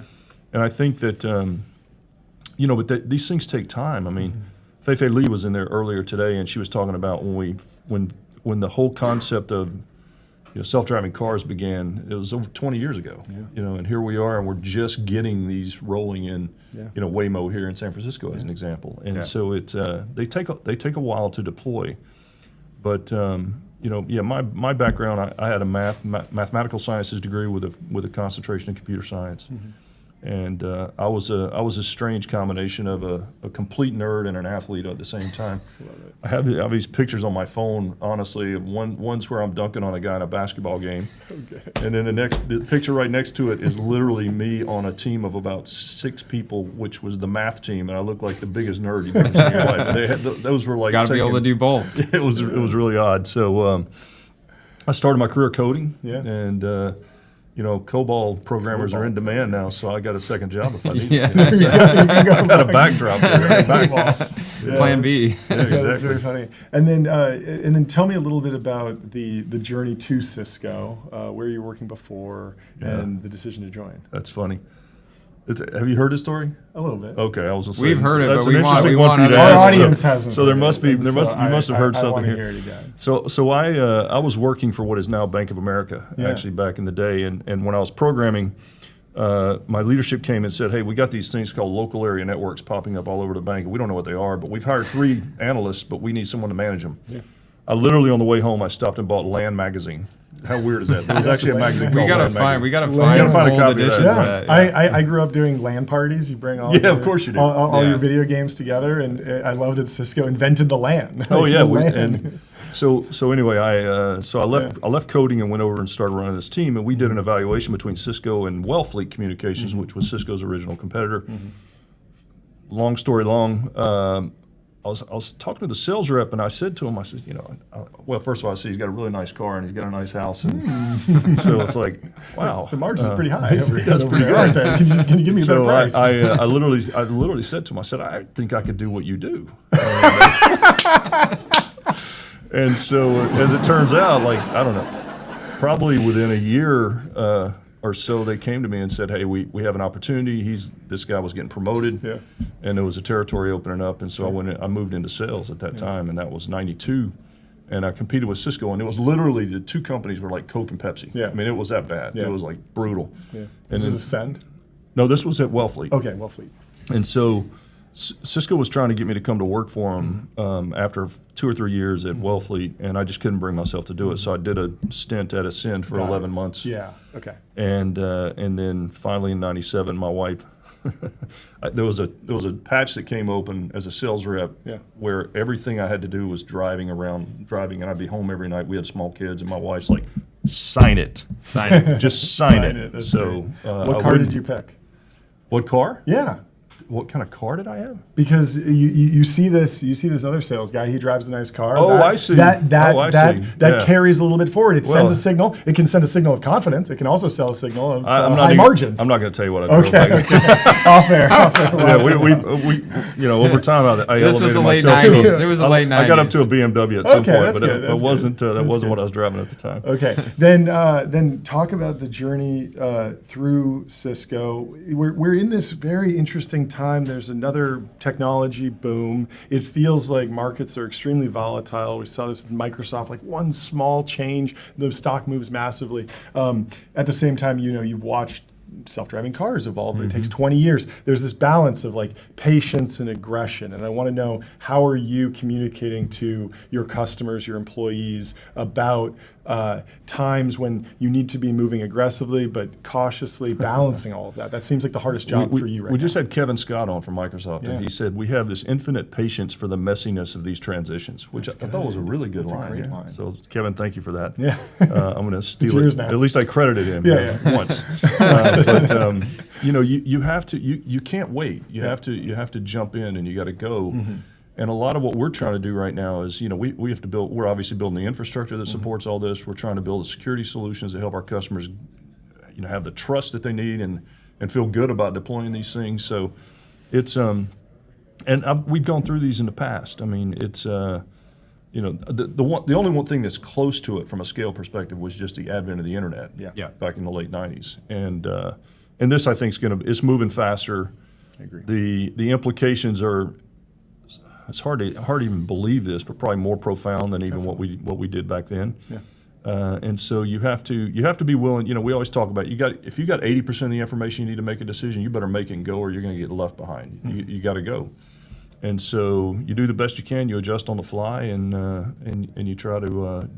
Your number one priority is not to hurt your customer. So. Do you think it's easier to predict the future than it is to predict the timeline that change will actually happen? Really good question. Just because with the internet boom, it was obvious that we were going to be buying things online. We were going to be buying, paying for software. We're going to be getting all these services, exists, right? Exactly. We would Pets.com is have, not the right something company. something like That's a DoorDash, but then Yeah. the timeline, and Home I feel like grocer, Webvan. the decision that every CEO management team are trying to work through right now is they're having to make predictions around the timeline that these changes are going to happen on, and that feels.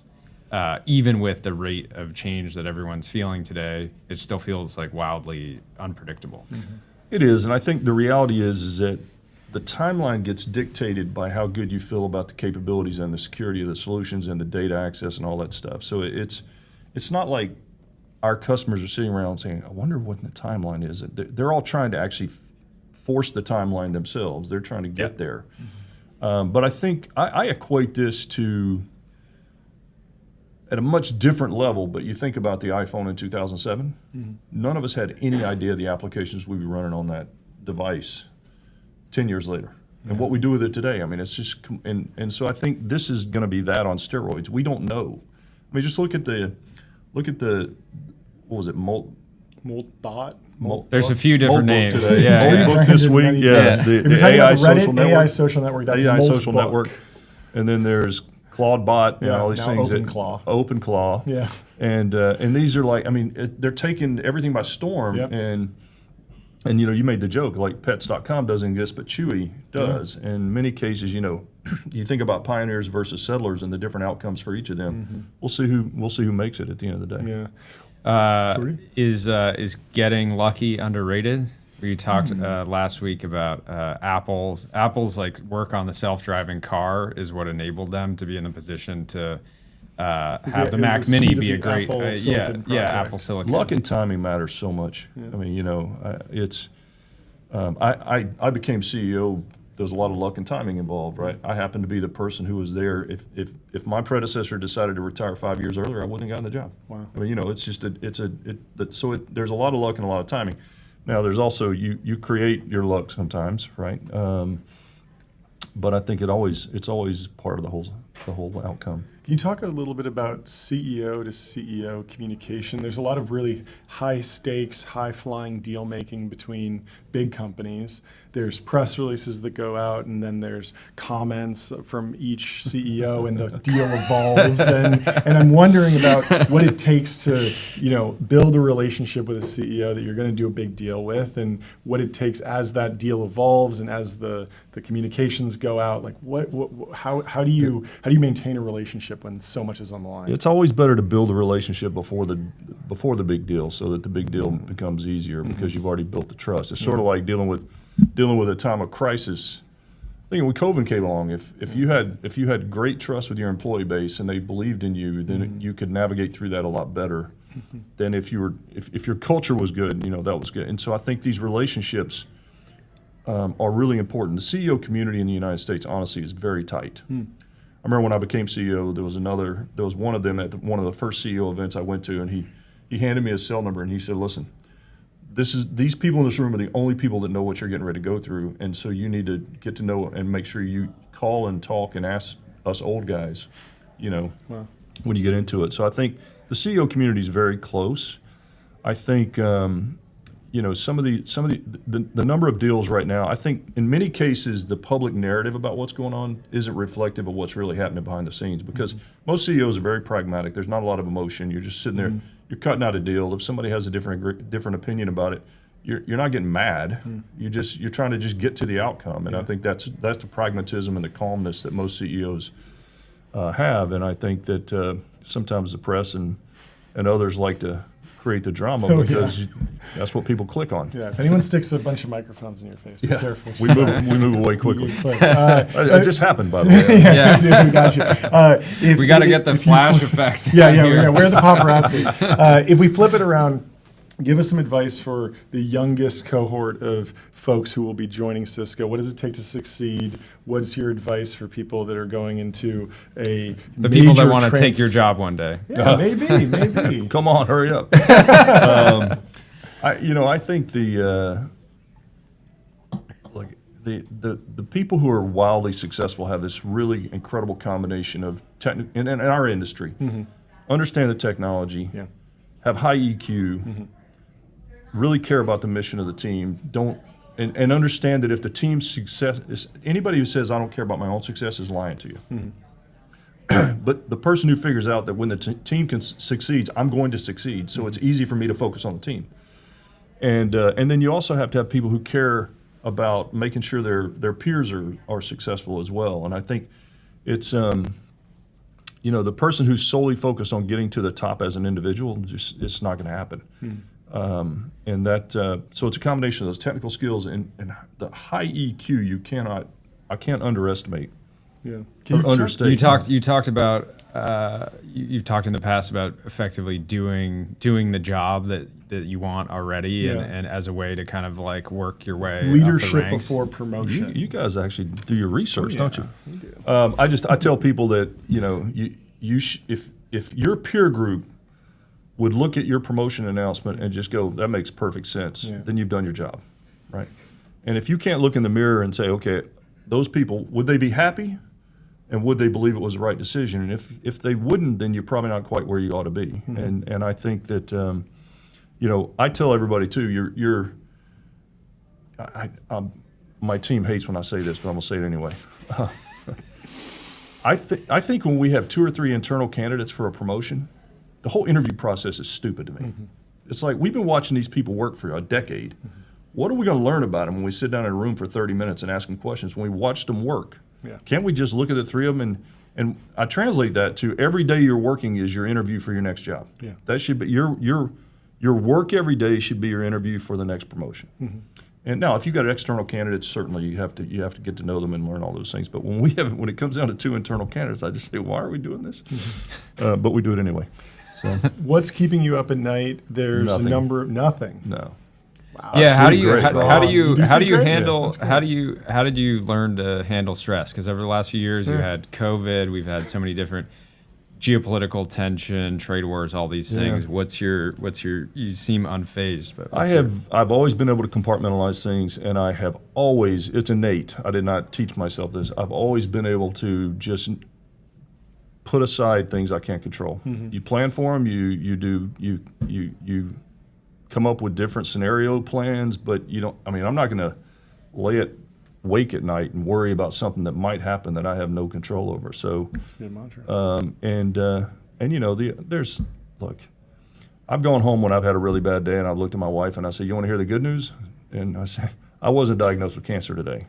And somebody was, and I wasn't. So my worst day, if I'm not being diagnosed with cancer or some sort of terminal illness, tomorrow I'll get up and fight another fight. Fight another fight. And you just got to have perspective. I love it. Well, thank you so much for coming. Thank on you. The show. Great to see you guys. Yeah, it's an honor to meet. Nice to meet you guys. Very Keep happy. doing it. You guys have got a real good product. Thank you. Thank We you. appreciate it.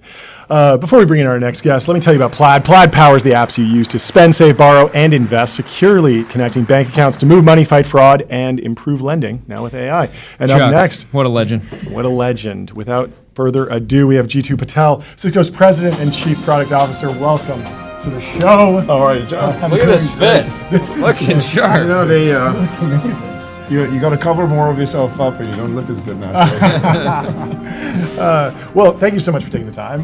Thank you for having me. How is the Cisco AI Summit going? Are you happy? How are you feeling? I am thrilled. You know, the thing is I think we are at a juncture right now where these conversations with a range of topics with the ecosystem are actually far more important than any individual company talking about a product that they're trying to peddle. Yeah. And I feel like the realization is now pretty obvious to everyone that this is an ecosystem play. Like no company, us included, is going to be able to actually get the full stack built out. I mean, by a couple of years ourselves. ago, people were saying that either like one AI company will completely dominate, and we have like multiple IPOs going out. XAI is part of SpaceX now. Like lots of companies are succeeding. And I think like this whole notion of a zero-sum mentality is, I just don't think it's healthy. It's never been true in tech. It's never been true in tech, but it's actually more false now than ever before. Totally. Because the complexity is so high, and the breadth is so high, and the scale is so fast that if you just get arrogant thinking you're going to do everything by yourself, you are guaranteed to be left behind. Okay. Well, first time on the show. Let's Yes. back up, introduce yourself. Thank you for having me. And I'd love to know a little bit of, Cisco's a large company. Walk me through a little bit of the org chart that sits under you, where you work, who you're interfacing with, what projects you're working on. So I've been here for about 5.5 years, Yeah. and I joined here. Overnight success. Congratulations. We're very happy about that. And We have a soundboard, by the way. I know I watch your show, so it's great. So Some people don't know that we bring it with us. It's still a surprise. surprises you when it actually happens because you don't expect it. Yeah. But so been here for 5.5 years. I joined from Box. Yeah. And I was chief product officer there. Prior to that, I was at EMC. Prior to that, I ran my own business for like 17 years in Chicago. Cool. And so I went the other way, where I Yeah. actually started really small, Small, and then bigger, I actually bigger. got the itch for scale. I'm like, I really want to learn scale. Okay. And that's what got me to the Valley. That's what got me to these large scale organizations. And the reason I'm really enamored with scale is it takes a little longer to get there sometimes. Sure. But once it gets there, like there's a movement that gets created. Yeah. So talk about either the org structure or the product surface that you oversee, how you're explaining everything that Cisco does, because it's such a large organization now. Yeah, we have a very broad portfolio. Yeah. And so, everything from our core business, which is networking, Yeah. to then the very, kind of close adjacency, which is security. Yeah. Because security is now getting baked into the fabric of Yeah. the network. So that's, So services, software on top of that. yes, but Also SaaS security services and hardware. Yep. And so we have, we don't only play in a range of different businesses, Yeah. but we also play with multiple different business models. So we have a hardware business. Yeah. We have a perpetual software business. Yep. We've got a SaaS business Yep. in each one of these areas. Yeah. So networking, security, Splunk, which was a massive acquisition that we made, collaboration, WebEx, contact center, all of those products. Basically all products. What we did was we decided about a year and a half ago, and Chuck, who you just interviewed, we were talking about this for 5.5 years, which is Cisco has to become much more of a platform rather than feel like a holding company. Sure. Where you don't have each individual product that's kind of in its own silo, because then you don't get the benefit of the breadth of Cisco and the tailwind of Cisco. But our breadth had become our liability. And so what we had to do was fundamentally kind of rethink how we're going to build our products. And it had to become a platform. Platform being that the marginal cost of ingestion goes down, and there's a compounding value to every single every time you build new functionality, it doesn't just help with the product that you're buying, but also helps with every product you purchased in the past. Yeah. And can other people add value to the platform that you've built? So that's the core definition. And that's what we started doing, and we consolidated all products together about 18 months ago. And I think it's been fantastic so far. Like there's a spring in the step in the employees. I think we are starting to see a fair amount of innovation. We've actually innovated more in the past 18 months than the previous decade combined, and I think it'll dwarf in comparison to what we'll do in the next 12 to 18. That's awesome.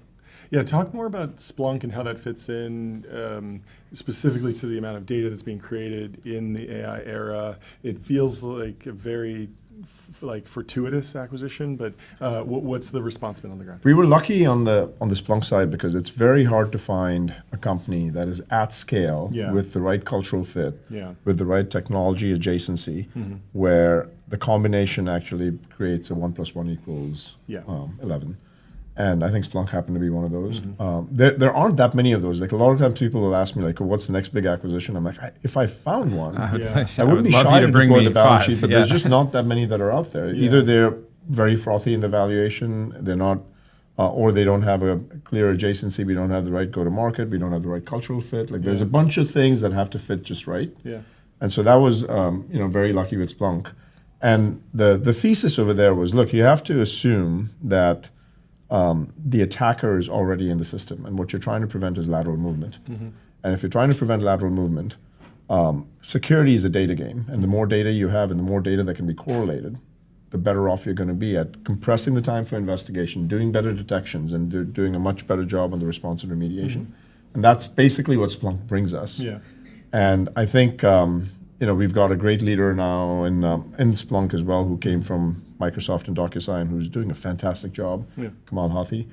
And I feel like there's, we have probably hit 2% of the potential that we have in Splunk. That's awesome. How have you processed stage by stage the overall AI hype cycle? It sort of perfectly coincides with your time at Cisco. Cisco actually has the scale to have visibility into reality. It's like you're just looking across, like you can just pull up a map and just see like, okay, what's actually happening? How are organizations adopting this, not just in tech, but across the entire economy? I think there's, I feel like I've always lived by the 6-part framework, which is like important in descending order, which is timing, market, team, product, brand, distribution. If you don't have all 6, you don't win, but you need to make sure that the first one is timing, and you don't control timing. We were just talking about that with Chuck. It's like it's very easy to predict the future in some ways. Like with the internet, just not you at the could right predict. time. Yeah, you just like could be off. Are you off by 5 years? That's and right. If you're off a plan by 2 years, you could be like it could be done. Like you might not win the market. And by the way, there's a lot of great products in the market that actually hit the market at the wrong time and didn't ever see light of day. Right. iPad wasn't the first kind of tablet to be built, but it was the one that actually hit the nail on the head on the timing. So I do feel like timing is a disproportionate contributor to success, and you don't actually control timing. So that should tell you that the intellectual arrogance that people carry with themselves, saying that this is me that made this happen, has a ton of luck to it. And so we just happen to be at the right time, at the right place, building infrastructure for 40 years, which is now a scarce commodity. And if you think about GPUs, these GPUs, without being networked, don't really do you any good. Right? And as the models get bigger, the networks actually need to get faster and need to get larger. And so what used to be something that sat on one GPU, then sat on a server with 8 GPUs that needed to get networked, then sat on a rack with multiple servers, then said, okay, I need to go scale out within a data center and have multiple clusters connected together. And now you're starting to see data centers getting connected together in this thing that they call scale across, where you have multiple data centers, depending on where the power is available, hundreds of kilometers apart, that'll actually operate as an ultra cluster coherently for running a training run. And that requires a whole new set of technology and a whole new set of assumptions around physics that have to be challenged. Which is what we've been doing, because we build our own silicon, we build our own systems, we build our own software, we build our own kind of platform. So that's been exceptionally beneficial for us. And yes, I would love to say that we capitalized on the opportunity well, but the fact that there was such an intrinsic demand for large-scale data center build-outs is something that's just like we were lucky to be there at the right place at the right time with the right products. Is cross data center training particularly in demand right now? I know Google's had some success with it. Other labs are probably thinking about it and working towards it. Is that something it is, and it's actually it's the reason it's important is because you might not find all the power to juice a single data center, and so you then have to make sure that you build the data centers where the power is available. And so if you have power grids in 2 separate locations, you then need to make sure that those get coherently connected. And the problem with training runs is if you drop packets, then you have to restart the training run, which becomes extremely expensive. And so what you need to do then is say, okay, so I'm going to build in the silicon itself technologies for deep buffering so that I can make sure that jitter and packet loss doesn't really go out and affect the training run.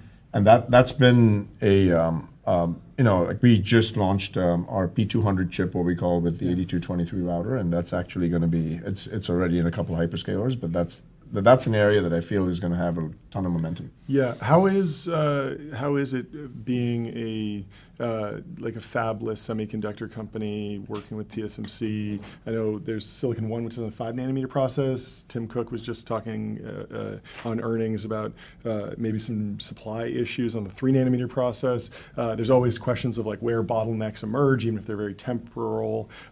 How is it going on scaling actual supply for you? So the good news is we've been at it for a while. Yeah. And we have a pretty broad portfolio. And so volume-wise, we just shipped, like I think it was last quarter, our millionth chip. Yeah. And so like it's, we've got, so volume-wise, we've got enough kind of volume of, and I think in this market, scale really matters. And even though you might enjoy scale today, if you don't continue to keep growing the scale, you become subscale pretty fast. And so there's a level of healthy paranoia that you need to have about continuing to be operating at scale. And so that's been beneficial for us. We have, of course, we work closely with the fabs and all of that to make sure that we get our fair share of, kind of capacity. But it's also important in the sense that the data center build-outs that are happening require this. And the thing that's been really beneficial for us is we happen to be the offset so that there's not a level of pricing power that our competitors sometimes face. So if you just had one of our competitors providing the network ASICs, and everyone else is just building systems around the network ASICs, then you'd actually have a challenge. So what hyperscalers want to do is make sure that they can offset that by having choices. And so we provide choice to the market. And that's been, I mean, we as you saw last year, we had identified, we said we'll do about $1 billion in orders in hyperscalers. Get ready. And how much did you do? We did north of 2. And then this year in Q1, which was last quarter, we did, like I think it was north of $1.3 billion or so in just the first quarter. So like you can start to see that there's a fair amount of momentum. Yeah. But you have to stay paranoid, keep your head down, keep innovating. What's your pitch to talent that is elite that you're trying to? We're in the midst of last year. It felt like you'd sum up the year as like really intense talent war. There's so many companies with so much hype, and I feel like Cisco's approach is like let the metrics sort of speak for themselves, not as hype driven as other parts of the press release economy, let's say. But if you're sitting down with somebody and you have 3 minutes to get them to join Cisco versus another company or lab or something like that, what's your pitch? My pitch typically is we're very mission driven, and so we want to make sure that we're building critical infrastructure for the AI era for the world, and that's a mission that they have to feel intrinsically connected to and excited about. And it's not just about creating connectivity and that infrastructure, but also keeping it safe and secure. And then just continuing to build the entire full stack. I mean, we build the silicon, we build the systems, we build the operating system, we build the platform, we build the application. So like we've got that full stack. And so if you wanted to develop and grow in a company, and we're very well known to actually get people who don't have experience in a certain area, to put them into, I mean, look at me. I didn't know much about networking when I first came on. Sure. And I think it's, I feel like experience is great in certain areas, but sometimes it can actually create a burden of bias for you. And so having a mixture of experience with inexperience, so that you are having the inexperienced person allow the person with experience to unlearn as fast is really important. And the appeal to people coming in is, look, we're going to build things which are going to be based on the long term. And if you want to learn how to have good, strong leadership foundation principles, Cisco is a great place to be for the long term. But like I'm not, if someone asks me like, what do you have for your lunch? Is it free lunch. I'm like, you're asking the wrong question. This is the wrong place for it. Like, we're pretty scrappy when it comes to that kind of stuff. Yeah. And we're proudly scrappy about that stuff. I mean, What about specific skills that are the most in demand? I mean, there's a lot of roles that are augmented by AI now. You Well, probably we've still heard need too people, about but- plumbers and electricians flying around and Yeah. They are in jets. demand. But Yeah. even, for sure. even sales guys and chip designers, that's not going away anytime soon. No, I think, look, the roles that have been in demand around enterprise, let's look at the entire business. Sure. Like, if you look at enterprise sales, that's always going to be in demand. We're always going to need people in front of customers to say, hey, we need to make sure that we can get you the technology, and the distribution is a massive kind of advantage that we have. But on the chip side, there is not enough people that understand how to etch sand into creating intelligence. Yeah. Like, we need more of those. Yeah. And so there's always a shortage of that. Sure. There's a shortage in people that are building hardware and systems. There's a shortage in people that are building software. So I don't feel like there's a lack of shortage in any of the areas. But what's now happened is you've added to that an entirely different development model, where you also need researchers for AI. And so we have an AI research team, and that's something that we historically didn't need in the product development cycle. And we've only been doing that for a few years. In addition to the research team, you need to make sure that software development lifecycle itself is changing. Like, we just announced, or not announced, but we just kind of revealed with Sam that 100% of our AI defense product, which is a product that we announced last year at this event, is going to be written by AI in 3 weeks. Wow. 100%. Like, no humans writing code. Humans are reviewing, which means that the bottleneck is no longer writing code, it's actually reviewing code. And those will require kind of shifts in mental models. And so it's less just about the shortage of what kind of skills do we have. I actually pay less attention to skills, and I pay much more attention to attitude. And you can't teach hunger. And so you have to make sure that you find people that are hungry, intrinsically hungry. I don't believe in hiring people that you have to motivate all the time. Come intrinsically motivated, come intrinsically hungry. And then I think you have to be insanely curious in this time and day and age. If you're not willing to experiment and put yourself in an uncomfortable position and constantly, I always tell people, like, if you don't like change, and this is not my line, someone else told me this. I think Chuck told me this, but hear it from someone else too. So if you don't like change, wait until irrelevance hits you. That's a good point. How have you processed the AI safety debate?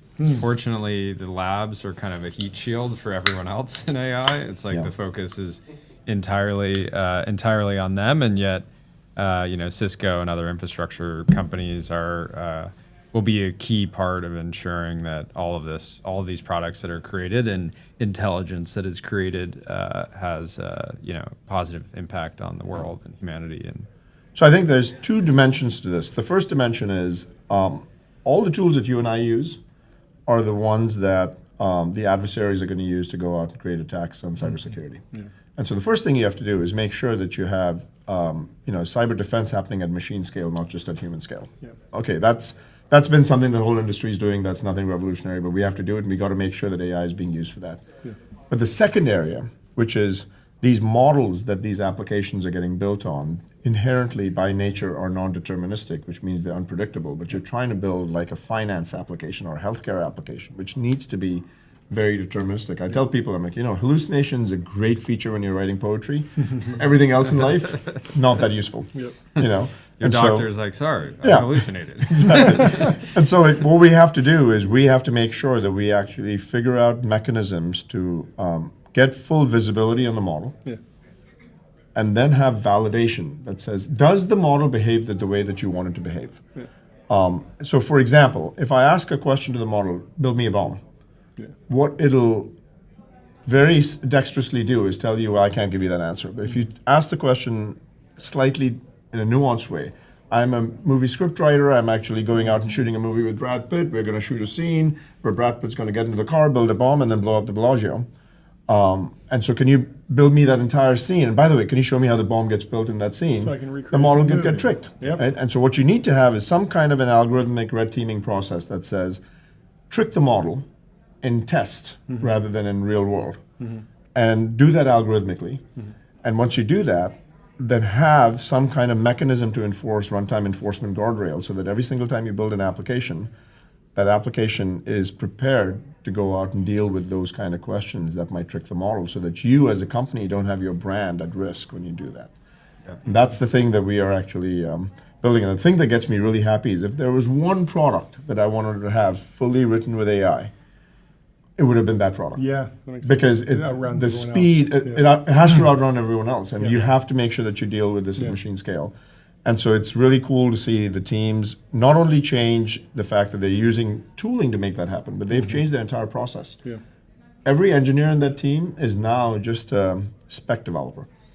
They just build specs, they create markdown files, they give context to the model, they give context to the agent, and then the agent's kind of writing the code. And then our biggest bottleneck is becoming review of code rather than the actual writing and generation of code. Yeah. How long do you think that lasts?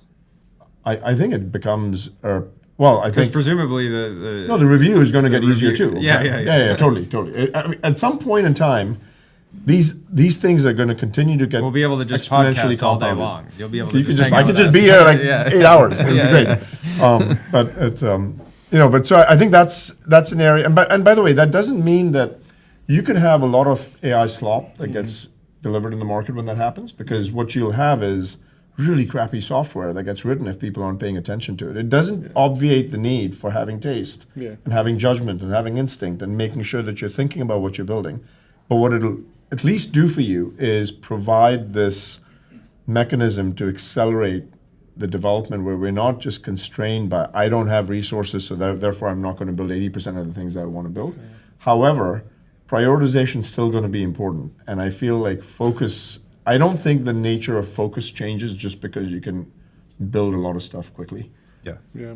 Talk about innovation at Cisco. You mentioned it earlier, but I was watching a video from Jane Street all about innovation not necessarily being perfectly correlated with new company formation. Like what startups do is great, but you look at the iPhone that came from Apple. You look at the Transformer paper came from Google.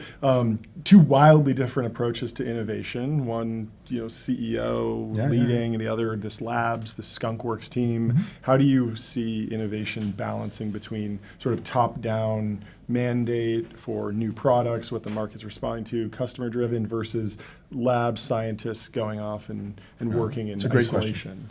So first thing is, innovation is, in my mind, it's a choice. So when companies say, well, we're big, so we can't innovate. There's a lot of big companies that don't innovate, but there think are that- a bunch that do. And Yeah, so I mean, what's the separation? It's correlation does not equate causality in that Yes. case. Like just because you're a big company does not mean you can't innovate. In Yes, fact, some of the yes. greatest companies, Yeah. are innovating at a really, really fast pace. And by the way, scale really matters right now. Yeah. In AI, scale is actually a huge accelerant for innovation. Yeah, distribution, more data, flywheel, Yeah, more absolutely. RL, all of that. And so I do feel like innovation is a choice, and I think it's an intellectually lazy argument to say that innovation can't happen because we're too large. Yeah. However, size does bring about some level of slowness in the process. If you and you have to be diligent about making sure that you're intolerant on bureaucracy seeping in. Or more importantly, indecision seeping in and apathy kind of seeping in, where people just give up after a while. They're like, you know what, I tried a couple of times, it didn't work. And it's like, no, you have to be comfortable with conflict. You have to be comfortable with making sure that you speak truth to power. And if that means that you're going to, like one thing that can become a failure state is in these large companies, you get overly concerned about feelings of people. And so as a result, what you stop doing is you stop having the debates that need to be had. What you need to do instead is establish trust first in teams. And once you have trust, you know that the intent is not to put you down. The intent is to make sure that you get the best win. idea ship out and to win. And winning requires contrarian viewpoints that are actually actively debated. and if you sometimes hurting feelings. Exactly. But it wouldn't hurt feelings if everyone were clear about the fact that I trust this person and they're debating the idea, not the person. They're not attacking my personality. And so one of my mentors always told me, and I have not mastered this. State the facts, but what's your tone? When I tend to do poorly, is when I get passionate when I don't watch my tone, because then that debate feels like it's a personal conflict rather than something that's about the idea. Yeah. And so if I were to say, on the innovation side, top down, bottoms up, I think there are certain things you have to go top down. Like we had a decision we had to make that said we're pivoting to AI first as a company. And that was not a decision I could have had democratically kind of sourced from 30,000 engineers. It would have not worked. Yeah. So we said we're going to go from top down on that one. But I should be losing 99% of the debates in my organization because the person in the front line is spending 14 hours a day on that problem. I'm spending 6 minutes a week on that problem. Chances are, even if I'm infinitely smarter, which I'm not, if I'm doing the right job because I'm hiring people smarter than me, at that point, you need to make sure that that person is able to have more facts, more thought put into that argument than me. So I always tell people, if I'm having a debate with you now, if I'm having an argument, and if I don't lose 95% of the arguments, then we've got a different problem. Yeah, not a Right? good Because not you a just good haven't sign. thought through. But what my job is to make sure that the second level and third level thinking is actually well thought through on your end. And then we need to make sure that we have certain core principles up top that go from top down and certain core value systems that we should not compromise on so that we don't actually get people on an infinite loop. And then on the bottom, from the bottom up, allow people to innovate and then let those great ideas percolate up.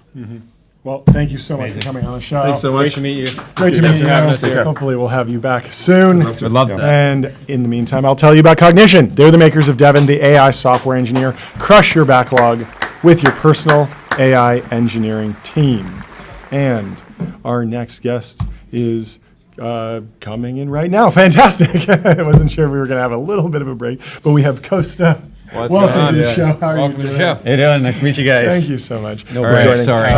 No, we're good. We go for 3 hours every day. It's no problem. Love it. Please introduce yourself since it's the first time on your show. Yeah, so I'm Costa Kladianos. I'm the EVP of technology for the San Francisco 49ers and Levi Stadium, and Yeah. I'm a big fan of the show, so excited to be here. Yeah, explain to us like what that means and what your day to day is like and what the choices you're facing are. So there's never like a regular day to day. Yeah. It's so my team we're responsible for everything from getting into the stadium, the ticketing systems, Yeah. the point of sale systems for food and beverage, Yeah. the Wi-Fi, the network infrastructure, Sure. the cybersecurity of the stadium, making sure that on game day we're like the referees. You don't notice us and you just have a great time and Yeah. cheer on the team, which is Yeah. hopefully the 49ers. But How has technology in a football stadium evolved? Like, we were going back to like the first broadcast was the Los Angeles Rams before they moved to St. Louis. Then they went back, and it made sense because Hollywood is in there. They're very forward thinking. But how much have you seen an evolution in the technology that goes into broadcasting a football game? Well, it's crazy. I've been doing this for about 25 years now, and in a bunch of different sports. And it just used to be, you go to the game, you watch the game, you eat your food, and you go home. Now it's different because you have to have a technology experience. The reason why is, staying at home sounds like a good proposition. You have your big TV, you have your couch, you have your food. Yeah. So we want to make a reason to come to the park. We want to enhance that experience. So how can we get it to be kind of a social experience? How can we get something that'll get you off your couch and coming there and having a great time? Because it's also not cheap to come to a game. It's a significant a dollar value from your wallet and an entertainment dollar. So we want to make sure that you have the best experience possible. And then you look at the people watching sports. What are we doing now? We're all on our phones. We're all on our technology. We all want more data. So it's like it's not trying to get people off their phones. It's like how do we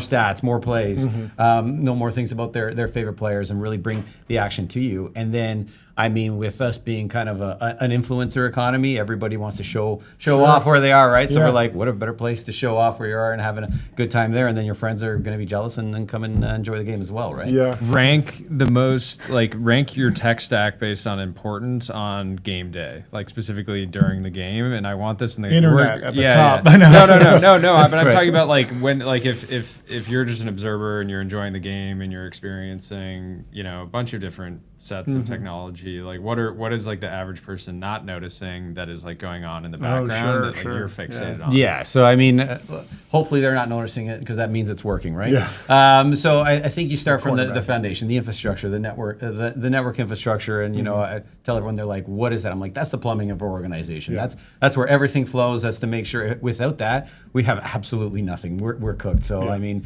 you know, Cisco is a great partner of ours, and we work together. It helps that we're in Silicon Valley, which it helps, but also hurts because everyone knows technology in there, right? So everyone coming to the game, they expect the best. So, which is a great challenge, and one of the reasons why I went there. So that infrastructure has to be solid to deliver you Wi-Fi, and there's just more and more need for it, right? We have to keep scaling it up now. You know, with AI coming down the pipe, everyone's you know looking up their LLMs and on their phones, and obviously sharing their experience and. You know, with advanced stats and things like that, it has to be frictionless for them, right? And so that network infrastructure has to be solid. Not only what's going on in the stands as the fans, but on the field too. We can't have scoreboards go down. We can't have coach comms go down. So we work together with the NFL to do that. So it's incredibly important to us. And then with that hand in hand is actually our cybersecurity posture. Okay. I mean, we can have the best systems in the world, but one hack, one cybersecurity incident, and it's a massive problem. And is that mostly like DDoS, just like adversarial hackers just trying to like take you offline, screw things up, create economic damages, or is it specifically like break in and steal credentials, everything, all of the above? I imagine every day there's somebody that would love to like broadcast onto the jumbotron. Yeah, like this crypto scam or something. I don't know. What's the shape of the threat? There is so many different threats. Like I mean, you just named a few, and you're scratching the surface. Just because we're so visible, every Sunday, the world's looking at us, and it's a visible attack vector. So I mean, we have an incredible cybersecurity team. We work again with the NFL, and then share knowledge with other teams because we're competitors on the field, but colleagues off the field. Sure. And so we work together to make sure that we're mitigating risk, and it's not if you're attacked, it's when you're attacked. So we try and make sure to stop that. So you have to be proactive instead of reactive. If we're reactive, we've already lost the battle. Yeah. Is NAB important for you? NAB? Yeah, the national. The show? Yeah, the show. Like we go for the camera stuff here. We try and it's learn. It's a great show. Yeah, we do set a big team. But I'm wondering if that's like important to you, or if there's a different conference there. You're meeting more people and talking to more suppliers. No, we do send a lot of people to NAB. Okay. Our engineering team. I mean, it's definitely important to us because look at our broadcast size. Yeah. We have right now, I believe, the largest outdoor 4K video screens.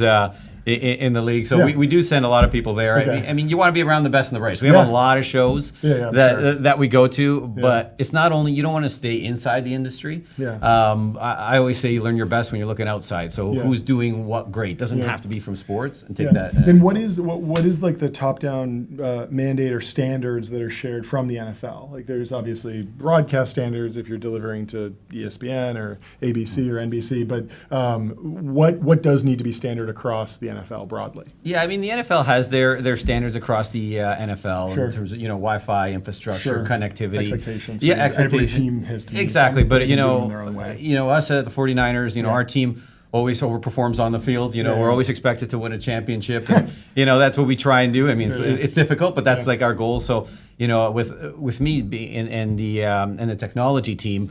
We're trying to be the best. Again, we're in Silicon Valley, so we expect more. So I want to go over and above and deliver an experience that's not just kind of the minimum. Yeah. It's an experience where you're going to come there and say, "Wow, the Levi Stadium's unbelievable. Like this is insane. Let's go there. This is something different that maybe somebody like a Disney should copy, right? Or Starbucks or somebody else in the industry. Sorry if they're not sponsors, but how much different is the Super Bowl specifically? Is there more demands on your organization for a bigger event, or is it sort of the same as any other game? Yeah, I mean the Super Bowl is one of the world's largest, arguably the world's largest sporting event, especially in this country, and the demands are greater, and we work again hand in hand with the NFL as their event. The capacity, the Wi-Fi, the bandwidth, it always sets records wherever they go. I mean, the previous record at our stadium was Taylor Swift, which was an incredible concert, by the way. Yeah. I mean, her demographic, super tech savvy. Yeah. As soon as she came out on stage, people are putting up their phones and sharing that, and it blew away our bandwidth records. And that was a couple years ago, and we expect this to go even higher.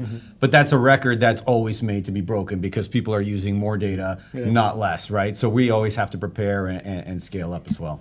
Well, Jordy, anything else? I mean, I have a lot more questions, but it was great having you on the show. Yeah, thanks so much for Thanks, stopping guys. by. Great to meet you. Thanks. Oh, he Talk hops soon. off. Let me tell you about Railway. Railway is the all-in-one intelligent cloud provider. Use your favorite agent to deploy apps, servers, databases, and more, while Railway automatically takes care of scaling, monitoring, and security. And we have our next guest already here. He showed up a little bit early. We can bring him down if he's down. Let's do I'll it. He tell looks you ready. about Console. Console builds AI agents that automate 70% of IT, HR, finance support, giving employees instant resolution for access requests and password resets. Dylan, good to see you. What's up, man? Good to see you. Again. Good to have you. Data centers in space, what you got? When are we going to Coming space? in hot. Me, you, the International Space Station. Let's break it down. The space tourism industry is quite a fun one, right? Yeah. Would you go? Would you do the Blue Origin thing where they blast you out past the Kármán line? It's good enough for Katy Perry. It's not good enough for you. What's going on? It's like like you're in free fall. You're not actually in space. Oh, it doesn't count. Shots Yeah. fired. Oh, Kármán line I denier. want to be like going around for days. Oh, okay, okay. I want my bone density to start to atrophy. Right? Yeah, I truly want to feel the negative effects of space. Yeah. It's not enough just to go. I think I would do it. It's even It's if like it is 90 a free seconds, fall. right? Yeah, but it's better than hanging out on. But like Earth all for the a cool minute. stuff that astronauts do, right? Yeah. Like put water and then like they're bubbling and then you Yeah. try and drink the water or like Soon all they'll these- be unplugging the GPU and plugging it back. Oh yeah. That's how you pay for your space tourism. You gotta go unsee a ship. 90 Do a seconds of little data center. servicing SpaceX satellite. One 90-second trip at a time. People were wondering, TPUs, NVIDIA going on the Starlink V5 or whatever something gets up there. It feels like this will be something more like a Tesla silicon chip, an AI chip. Like, do you have any insight into like what the process, if you wind up figuring out how to heat dissipate, if you wind up figuring out the costs, what might the chip look like? So I think everyone freaks out. Oh my God, putting stuff in space is expensive. Yeah. But if you look at like Starship launch cost and they keep falling, you're like fine, right? Yeah. Like I think that's not by the end of the decade, the cost of space launch will be fine. The heat dissipation, I mean it's a challenge, but you just put a massive, effectively radiator, and it's fine, right? By the end of the decade, like you'll be good. I think the big challenge is that chips are just really unreliable, right? Sure. And so how do you deal with like a couple things, right? Satellites can only be so large before they like. Start needing a lot of support and structure before they tear themselves apart. So when you look at like the launches, right? These things are shooting out like tiny satellites, and many of them. Okay, so you can't have like a big, fully connected cluster of chips. And then like on top of that, right? How do you deal with any random error? On Earth, you have techs running around the data center, unplugging stuff, putting in spares, things like that. What do you do in space? You RMA it to the factory where they like might unsolder it and resolder it and then like test it and it works and go back out. Sometimes it is just trashed, but like that's the challenge to me. Is that I feel like maybe the pattern we should be looking at is like how often do the Tesla self-driving chips need to get serviced, because that's like the team that would probably be building or like bridging the gap there. Like the Starlink satellites, sure, they go down, but like the service works. Like you're just relying on some sort of like 90% uptime stuff's coming down. But most people that are in a Waymo, like the chip keeps working, right? Most people that are in a Tesla self-driving, like they're not like, you don't hear about Tesla owners being like, I love FSD, but I'm constantly in the shop getting my custom silicon chips unseated and reseated, right? Well, I mean, it's also a function of like the complexity of a chip, right? Sure. If a chip is twice as fast, and let's say the bit error rate, right, like how often a bit flips, is the same, then it's erroring out twice as often. But let's say the chip is 10x as big, right? And so when you look at like a Tesla FSD chip, very, very good, very, very efficient, still like relatively small, inexpensive and cheap compared to a big old GPU or TPU or whatever, right? Those things are extremely large, and again, like if the error rates are the same, then it fails 10x more. But in fact, the error rates are a bit higher because they're pushing these things to the absolute limit. Whereas Tesla does have some level of like, well, first of all, the Tesla car has 2 chips sort of redundancy already Sure, built in, sure, right? sure. So maybe you do that on the satellite, but then that's more power, more. Yeah, right. So the whole allure, right, of it is Yeah. Free you know, energy. effectively power is free, right? And solar panels, you look at the cost curve of solar panels, you look at the cost curve of Launch satellite costs. launches. Yeah. You're like, this is free, this is great. But power is less than 10% of the cost of the cluster. Sure. Right? Yeah. So like, it's that 90% you're not saving anything on. Yeah, yeah. And insofar as much as For potentially 100 times the hassle. yes. Yeah. There's this whole like, you know, like if you look at NVIDIA GPUs, right? Yeah. When you first turn on the cluster, about 10 to 15% of them fail RMA in the first 2 weeks. Wow. And then that's fine. Like you have to reseat them, of whatever. course. Yeah. And like the industry knows how to deal with this, Yeah. right? And over time, like Hopper's now at 5%, but Blackwell's still 10 to 15%. Wow. Right? Actually started out higher than that. Sure. And when a new generation comes out, it's going to be higher than 10, 15%. It'll have its curve gradually decline down. But Yeah. you know, are you gonna test it and burn it in on Mm-hmm. the ground? Or are you going to say 5% of my chips or 10, 15% of my chips are trashed Yeah. because someone can't go up there and like do these things? Or am I saying, oh, I need robots who can do all this stuff in space, and now that's like an additional engineering problem when sacks of meat are actually very cheap? Yeah. Speaking of NVIDIA, we haven't talked since the Grok acquisition. What does that look like in the bull case? Like if the next version of Grok is a great chip, is it sitting next to the H200, H100s in the rack, GB200? Like how does it fit into the actual like what NVIDIA deploys? Is it just a separate chip? I think on it's the side? I think it's a big vibe shift from NVIDIA, right? Before they were like, all right, I got this big GPU. Yeah. Everyone's going to use this GPU. Software ecosystem of the GPU is so good. Okay. It's one size fits all. Yeah. Everyone's trying to make all these like specific point solutions, Yep. but we've got the thing that's good at everything. Okay. And then they had a vibe shift, right? They launched this thing called CPX, Okay. which is a chip made for prefill, Okay. with prompt processing, creating a KV cache, and also good at like video generation and image okay. generation. Yeah, And that's coming out later in the this Grok year. press release, they were really talking about video generation as well. So yeah, you've got like CPX, you've got like the standard GPU, now Yeah. you've got the Grok chips, and they all fill a different niche. Okay. But really, it screams, oh crap, we don't really know exactly where AI is going, which I don't think anyone does, right? I mean, it's moving so fast, the software is, the model architectures, et cetera. So we're just gonna like engineer solutions that are along multiple points of the Pareto optimal curve, and then if one of them will win, Yeah. right? And I think it's like sort of like a big vibe shift from NVIDIA. Also, they just knew OpenAI was going to do the Cerebrus deal, so they freaked out. But Got it. Yeah, Okay. Get me up to speed on what makes Cerebrus important in the ecosystem right now. So you have people thinking like, oh, latency matters in terms of where a data center is. It doesn't matter at all. What matters is as we've moved from chat applications, which were like, or search response immediately, chat applications, let's say response takes 10, 20, 30 seconds. You've got agents, I don't know, my Claude codes are working really in the long background for a long time, right? Yep. Doesn't matter where the data center is, but what does matter is that these streams of inference take 30 minutes versus 10 minutes versus 5 minutes, and for a lot of people, I'm fine to spend 10x the price on something that completes 10x faster. Yeah. And so Cerebrus sort of just makes a ton of sense there. Yeah. So OpenAI, they've got these like long horizon. There's like Codex 5.2 extra high thinking or whatever. Yeah. It's terrible. Can you guys teach them how to market? Oh yeah. OpenAI, you have to sponsor this podcast. We had too Timo much- on yesterday, and I did actually ask him, like, I had the Codex app pulled up on my desktop, and I was like, there are 6 different models, and then there's another button that I can pick to it. Well, I how was many like, what different model should products I are called use? Codex now? There's a lot. Right? And now there's an app, yeah. Yeah. We actually had another guy on just to do branding. Lexicon Branding came on the show yesterday talking about all the Naming architecture. naming architectures. It is complicated, but hopefully You could tell we'll he's figure just it out. blood's boiling because like all the AI companies just have the most chaotic Anthropic, Claude Code, but also you can use Claude Code for other stuff. And Yeah, but yeah, I mean, with Cerebrus, it seems like there is a value to it, but are they constrained on the supply side? Like, can they actually scale up to a Colossus-style data center that could actually speed up Codex not just for like one user, but all the users? So I mean, Cerebrus can speed up multiple users for sure. Yeah. The question is sort of like where you use it, and that's where they have to like figure out where within Codex, right? Yeah. Because there are times where Codex is running for like 10 hours, Yep. and sometimes you don't mind, right? Like, Yeah, screw it, I've put out this nice prompt. gone, work on it, refactor my code, do this thing, do this task. Other times I want this iteration feedback loop. So how do you expose it to the user without saying, hey, actually there's another toggle.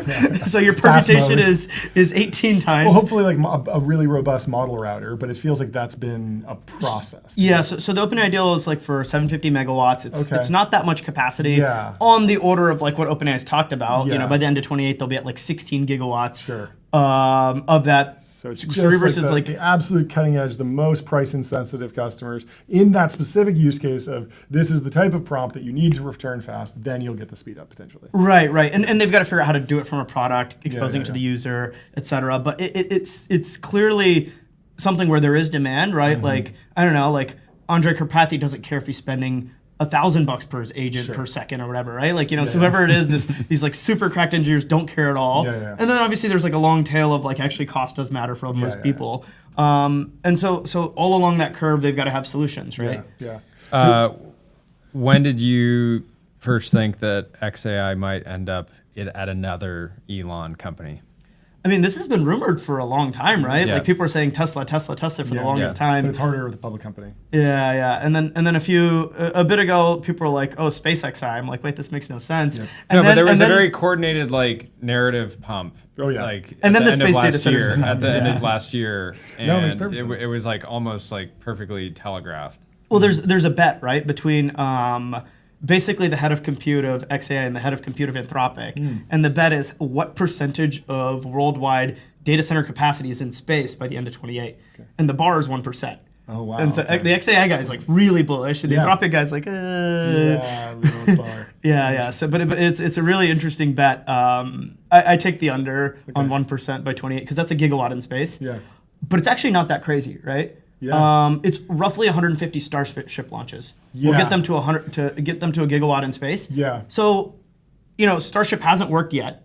Fully. I was looking at the energy draw of the current Starlink fleet, and I think they're at like, what is it, 200 kilowatts or something like that. So you get 1,000 of those, 200 megawatts, and like you're starting to be in the territory, something like that. So the V2 satellites, I think, are the only ones they've launched. Maybe they've launched a few V3s, but the V3s are coming soon, and those are like 100x more bandwidth each, right? And more power. And just more power. And so when I'm just thinking of like, can you scale this thing up at all? It's like, are they 2 orders of magnitude off? Are they 3 orders of magnitude? It feels like they're like 1 order of magnitude off being able to run something that looks like an H100. I think the metric is like 50, it's either 50 kilowatts a ton or something like this per satellite for V3. If they, let's say from V3 to whatever the compute thing is, they double it again, get to 100. I think the V2s are like 25. So if you get to 100 kilowatts per ton for launch, it's only 150 or so Starship launches. I think it's so reasonable. Maybe not 28, maybe it takes 29, but like, you know, it's so reasonable. The question is cost and reliability and you know, what happens when the chip fails, how do you service it, that kind of stuff. How do you deal with having clusters be much smaller instead of like, you know, these big clusters. Even for inference, big clusters are useful. How do you think about Google's response to Grok, Cerebras, TPUs, obviously very successful, but are they forking that project to eat more of the Pareto curve? So for the longest time, Google's had one main line of TPUs, right? All made by Broadcom, and then sort of next year they've diverged it, right? Where Broadcom makes a TPU and MediaTek makes a TPU. These two TPUs are focused at different things. And they're fabbed at... They're both fabbed at TSMC. Everything at the end of the day goes to Arrakis, right? I want to go there next, but continue. Goes to Arrakis. So fabbed by TSMC regardless, but both of these TPUs are focused on different things, and they've actually got a third project for another kind of TPU there. They also see this need to proliferate along the curve of like, hey, do I care a lot about super high amounts of flops, not that much memory? Do I care a lot about super fast on-chip memory only? Do I care about 3D stacking memory? Do I care about, you know, this sort of general purpose middle ground AI chip, which is what, you know, an H100, a Blackwell, a TPU looks like today? You know, they're sort of like, oh, we need to hit the entire Pareto optimal curve, and it's like, okay, within this, there's training versus inference differences, and like what numerics you want, and all these other things. There's so much complexity there. Everyone sort of is diverging their roadmaps once they're at a sufficient scale, I think. Is Google still way ahead on cross data center training? Yes. And are the other labs like, is that is that important to the other labs to catch up there? Or is it something that will just naturally happen because everything sort of commoditizes? Or do the other labs need to sort of marshal some Herculean effort to like crack the code on what it takes and what Google's doing? Yeah, so it's a couple of things, right? In 2023, everyone thought that scaling was pre-training, right? More parameters, more data, and that's very difficult to split across data centers. And has Google been able to do that? And Google's been able to do that to an extent, right? So what they've done is they've got, they don't have the largest individual data center campus, but what they do is they do these like regions where it's like, hey, each data center is roughly 40 miles apart from each other. Sure. So in Nebraska and Iowa, and then in Ohio, they've got like these complexes, and now they're building one in Oklahoma, Texas. Got it. These complexes where there's all these data centers pretty close to each So other. it's not really cross data center, like across the world. Right. It's just across like region. Yeah, and then that makes a lot of the difficulties a lot easier. Yeah. Flip side is we've also moved to RL, right? Yeah. And majority of the time of the chips is spent generating data, right? Only doing forward passes through the model. Sure. And then you only send the final tokens that you verified sort of back to train on to the training to train, right? Yeah. So then you end up with like, oh, instead of in pre-training scaling, you need to like synchronize all the weights every 10, 20, whatever seconds. When you're doing these rollouts, and especially as things get more and more agentic in training, you might not only need to send not the entire weights, but just the tokens that are relevant. So way smaller amount of data and way less frequently, right? Minutes at a time instead of seconds at a time. Yeah. And so you've got this like now it's become like reasonable where, oh, actually, multi-data center training is completely reasonable, and people do this. People do multi-data center, multi-chip training, right? You do your inference on one set of chips, and you do your training on another set of chips. So like Anthropic does this. I don't know if Google does this, but Google's kind of already got the cards, Okay, got it. Let's go to I wanted Arrakis. to talk about Arrakis. Just there's this debate. TSMC risk, is that the bottleneck or is energy the bottleneck? I was doing back of the envelope calculations. It seems like we're using maybe like 1% of global energy production or Western energy production on AI specifically workloads. And then we're using like 50% of leading edge fab capacity on AI workloads. And so that feels like, okay, well, even if we all agree and we say as a society we're going all in on AI, we can only double the AI chip capacity before we need to build more fabs. That takes years. Whereas we could say, everyone turn off your air conditioning. We're sending the electricity to the data centers, right? Like we have the ability to generate it without creating new. Did I just get something? Clapping for turning off the AC. Turn off your Claude needs to eat. Heat strokes for all the grandmothers. Yes. No. I need my cat dancing videos. We need to feed Claude, right? But seriously, like there's this debate over, is TSMC the main bottleneck or energy the bottleneck? How are you feeling about that? Yeah. So sidebar before I answer the question because I think it's fun. Yes. In the U.S. it's insane to say turn off your AC for AI. Yes. Right. And the general public hates AI already. Of course. But in Taiwan, they've had droughts before, and they've turned off water to entire cities. They're like, oh, you get water 3 days of the week. Whoa.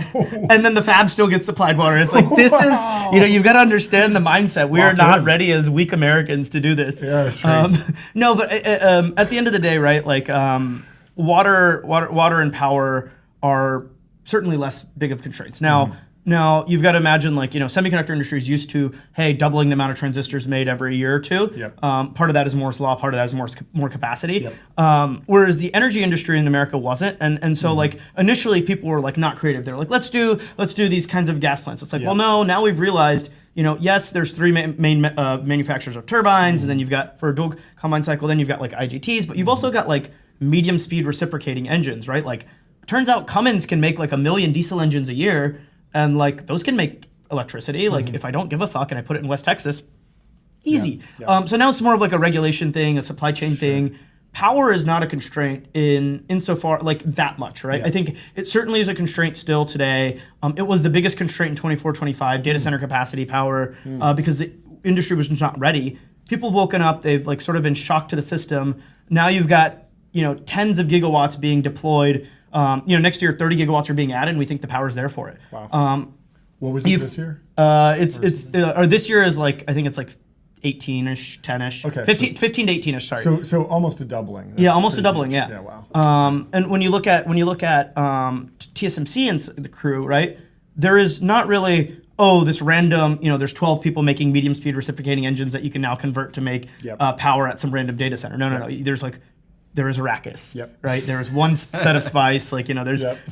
that's it, right? And so, and then the flip side is like, okay, when you have 12 vendors, everyone's got a little bit of slack capacity. There's more likelihood. People are like, oh, turbines you can't get. You can call a broker and you can get a turbine. You might be paying 50% more, 2x more, but you can get a turbine. Yeah. Right. Like But you can't get a 3 nanometer fab. You cannot get a 3 nanometer fab, exactly. And so when you talk about what's the baton got passed from semiconductor shortages in 23 to power and data centers in 24, 25.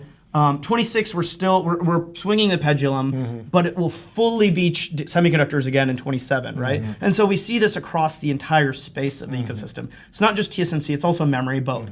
Because both of them have built at a certain pace. Now, TSMC has been expanding at some rate. The memory makers, in fact, have just not expanded capacity. Basically, they have not built new fabs since 2022 because their cycle is so undulating. Right. Yeah, and so when you look at it, it's like, oh, even if they wanted to double capacity, they need to build the fabs, right? And building the fabs, it is the most complex building humans make, right? It's the entire air of a clean room circulates itself every 1.5 seconds.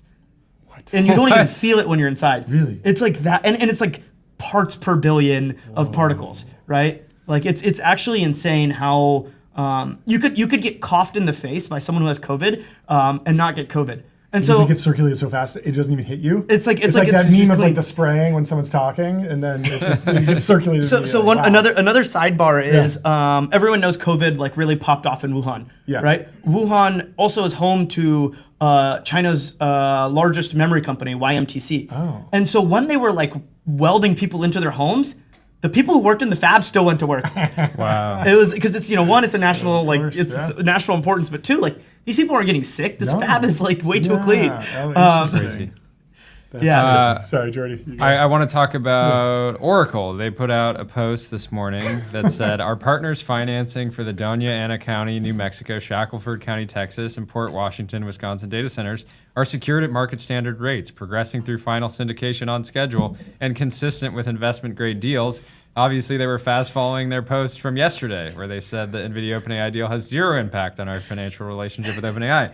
We remain highly confident in OpenAI's ability to raise funds and meet its commitments. And obviously everyone was looking at this being like, give me a cigarette, like smoking, it's like bank run language. I haven't seen posts like this since like the FTX Is it just era bad where it was comms, like, or is there something worried? It's terrible comms. terrible comms, I told my Oracle contacts, like, well, who the hell is in charge of the Twitter? Like, what are you doing? NVIDIA did something similar last year when the whole TPU mania was going on. It was like we're thrilled with Google's progress with the TPU. That said, NVIDIA chips are the only it's like no one asked you to comment. Yeah. I mean, like I'm sure a handful of people in your DMs and random, but that doesn't mean Doesn't project confidence. It's sort of the lions shouldn't concern themselves with the sheep. Yes. And like, okay, NVIDIA's the lion. Maybe Oracle's a little bit more bumpy, but I think Oracle is like fine. Yeah. People are just freaking out because OpenAI is peak. People are peak negative on OpenAI right now because of how good Anthropic's been killing it. Sure. I think it's just like kind of silly. Like they need to hire someone to do comms, like a Lulu or something, right? Both NVIDIA and Oracle, because what are you doing?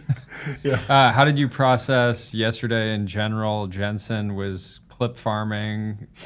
He was like, I don't know why he does these street interviews, right? No other CEO does those, where they just stick 25 microphones in your face and the paparazzi's flashing. It's a great vibe. It's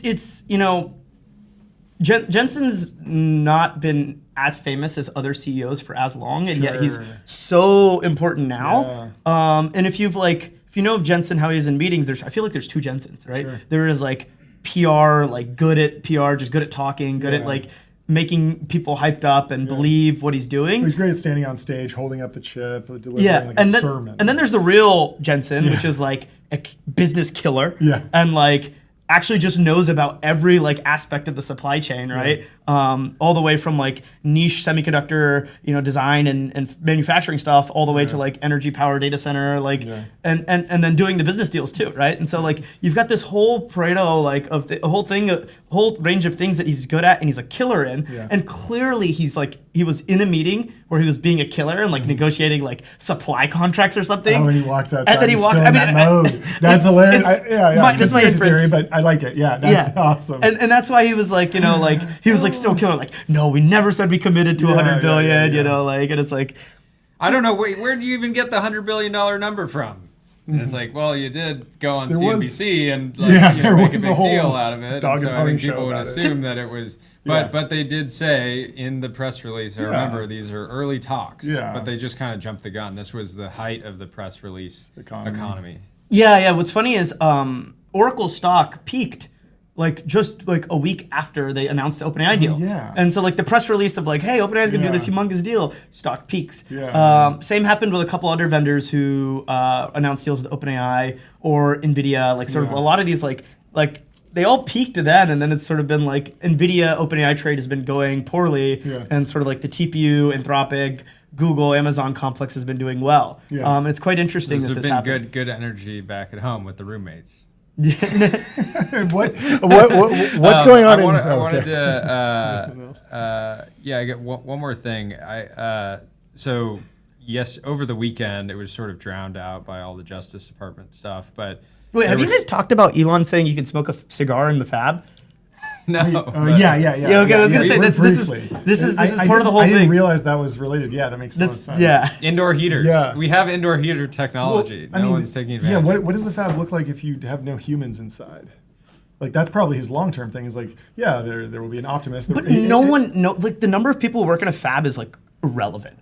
But is it irrelevant because there's all these things you have to do when a human's in there because they sweat and they breathe, and if you don't have to do that because it's a robot walking down, even if it's puppeteered or teleoperated, you might be able to have different considerations. I don't know if that actually affects. Well, it's a nesting of cleanliness, right? For example, you've got this wafer you've put down. Let's say you put down copper, and now you're moving it from one area to another. Well, it needs to be stored in a vacuum, but the easiest way to store a vacuum, or an inert gas, and that's the thing that's being transported in. But then around that, you want it to be super clean as well. If you don't, then the copper starts getting oxidized, it affects your yields, all this sort of stuff happens. And so you kind of want it to be a nested layer of this thing inside the EUV tool is super clean, and then the thing feeding it is super clean, and then the thing it sits in is super clean, because that's how you get to there's zero particles. Because in the FOUP, in the transportation devices, parts per trillion, and maybe FOUP, it's called FOUP, front opening, I don't know, something pod. Pod. But it's called a FOUP. It's the thing that moves and it carries the wafers. Sure. And then the fab is parts per billion, and sort of you've got to got this nesting relationship, so everything is super clean. I'm bullish on robots, super bullish on robots, but only for not for tasks that have TSMC's Arizona fabs, or let's say TSMC Tainan, which I think produces indirectly hundreds of billions of dollars of global GDP. Even directly, it's still tens of billions of dollars. Has 10,000 people in it. It's irrelevant in terms of the number of people who work there. In terms of the overall economic value that's created. Right. It's how many people fold laundry, or how many people wash dishes, or how many people do construction work. These are way bigger markets. For robotics. Yeah. Makes sense. Speaking of China, what are you making of the Dario essay, I guess his comments at Davos about selling chips to China is equivalent to nuclear weapons these days? The Ben Thompson line was something he's okay selling chips because he wants dependency on the NVIDIA ecosystem, CUDA, but he would ban lithography tools from going to China. And I've been wrestling with this idea of I don't know if China would accept this, but wouldn't there be a different world where you want them dependent on American LLM APIs, and you don't even send them the chips, and you say, you can have as much AI as you want as long as you're paying, OpenAI and Anthropic API. I think it's a curve of what they will accept. It's one, you push someone into the corner, they're going to start swinging. Right, and I'm very concerned that China does this. Right, do you push them too far into the corner? Do they say, screw this, we're going to start being a lot more aggressive, we're going to do more military actions, or even just invest twice as much in global supply chains, take over Africa more than they already have, LATAM, et cetera. There's just take over Taiwan, right? Because if I can't have the chips, what value is there in Taiwan existing? Sure. In its current state, right? So there's there's this game theory aspect. At the same time, you don't want China to be able to if you believe AI is going to do what I think many at least in San Francisco, think it's going to do, which is like completely revolutionize humanity and cause GDP growth to accelerate. Do you want to have China also own that technology and all their ability to integrate that into their military and all these other things much faster? So there is like these competing like interests. Where is the like right line? And some people think it's like, hey, sell them AI model. Well, I think Dario would say, don't even sell them AI model access. Don't even sell them tokens. Yeah, I think so. Wow. I think Anthropic does not sell AI access to China. They loop it through, and you can see this in the traffic data. They go through Korea and Japan and other places, but like, and so they get it. And then the other side is like sort of like I think like the Ben Thompson view, which is like, and I think I'm more sympathetic to that. Although I think I'm not exactly in line with that, which is like, and we've been saying like, don't sell them equipment, don't sell them equipment, don't sell them equipment.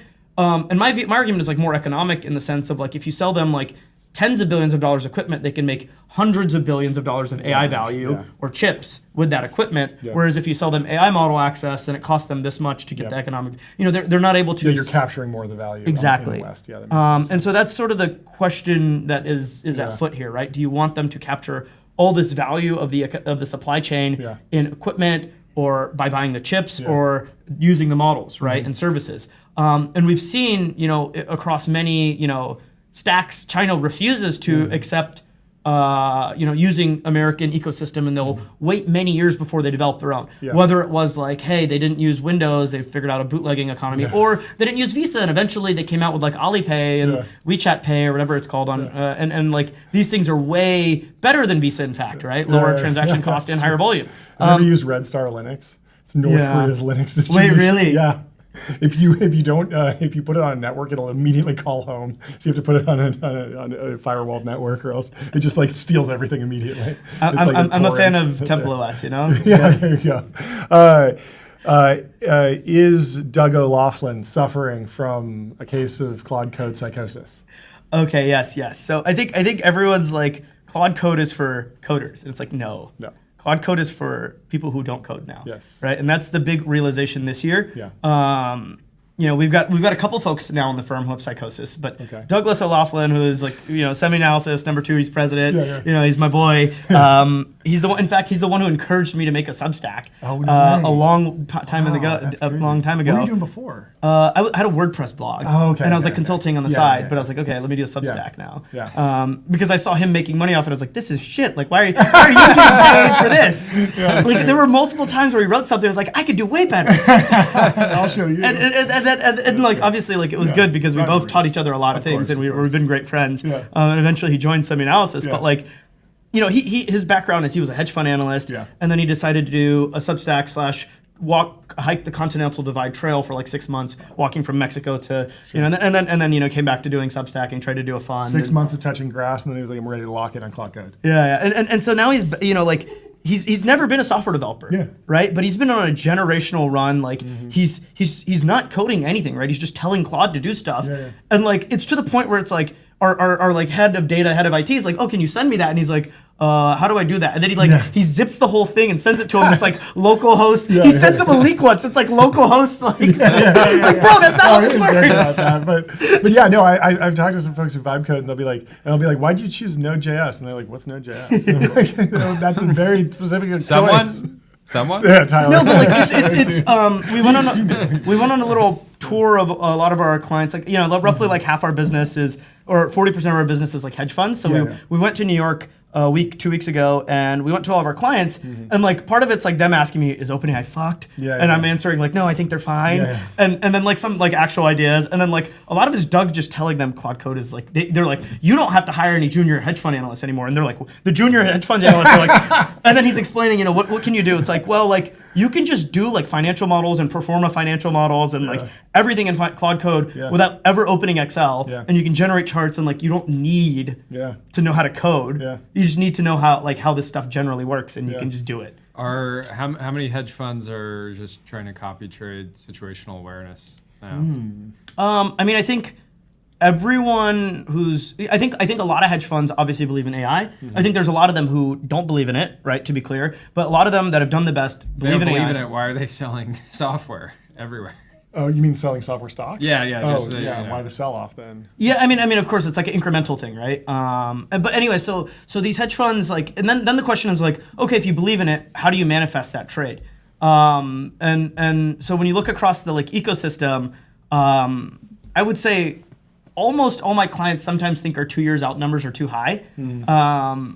But like there's like Leopold's like your numbers are too low, and so it's like in general, right? And I think like if you think about how much do you believe in AI and what's your access to information of AI, you know, there's not many hedge funds who live in San Francisco and like fully breathe and live and understand it. And then depending on how much you believe in AI, how do you manifest that trait, right? Are you surprised that more hedge funds wouldn't, like even just smaller shops, wouldn't say like, hey, this AI thing seems like it's going to be big. Maybe we should set up in San Francisco Or higher. There's a number of people, right? So we're getting an office together. Leopold, myself, Dwarkesh, and then a client of mine, another hedge fund, and they have one analyst here, and it's like, and there's like a number of other hedge funds that are like hiring analysts here, but you know, being plugged into the AI ecosystem does not mean you're just in San Francisco, because you can just walk around and talk to like doofus like startups and VCs and like not actually you know see what's coming down the pipeline.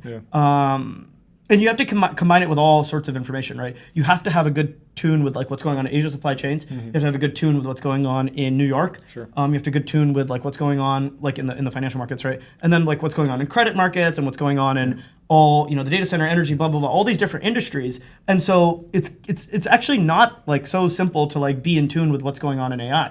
You can easily get like head faked, right? You know, for the longest time, people were thinking, you know, Adobe's an AI company, and like, and it's like, for a bit, like Adobe was going down on AI, and then they like launched a few AI features, and the stock skyrocketed, and then now it's going back down again because people realize, oh wait, no, actually, it's not an AI company. Like, I think it's the manifestation and thought of like what is actually the world gonna look like if Anthropic 3x's its revenue again this year, OpenAI 2x's its revenue again this year, or you know, by the end of the year.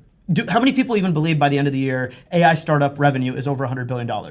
I think that's an insane statement for a lot of people, but that's what it's going to be, right? And who believes that number, right? It's like very few people. And then you draw the continuation. It's like, who believes, you know, and when Anthropic says in their funding, like, hey, we're going to have $300 billion of revenue by the end of the decade, and it's like, actually, I think that number's too low because the economic value of what they're going to create is going to be insane. And you tell people, oh, you know, OpenAI is going to have 18 gigawatts or 16 gigawatts by the end of 28, and they're going to be able to pay for it.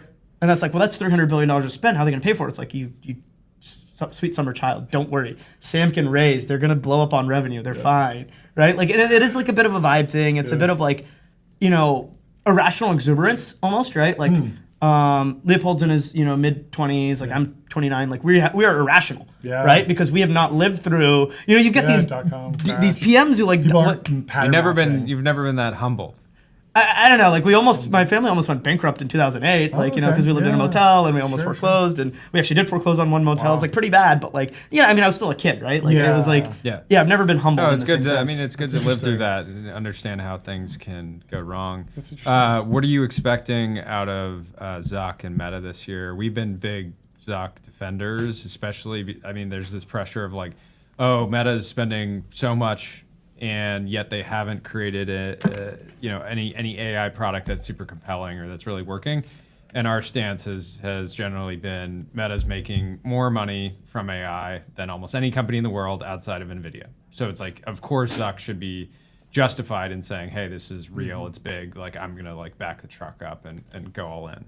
Yeah, I mean, it's clear if you look at the most recent earnings, I think their CPM went up 9% when the consumer's weak, which means like if you were to like try and strip out like what is consumer spending increasing for CPM of ads versus what is the effectiveness of their algorithms, their algorithm got better by double digits in 1 quarter, right? It's like actually insane how good the algo's getting, right? At serving you the slop and the ads, right? So in that sense, like the pig sound of the trough.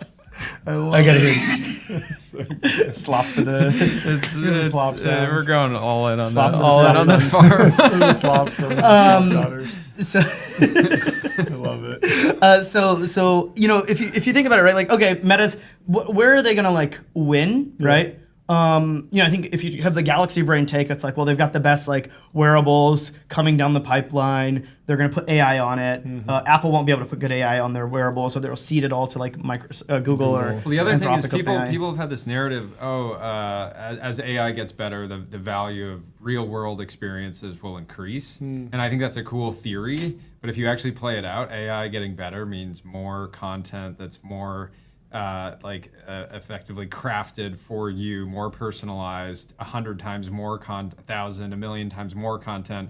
That would imply to me that people will just use digital products more, which means more time on site, more time in the app for Meta. So, I don't know.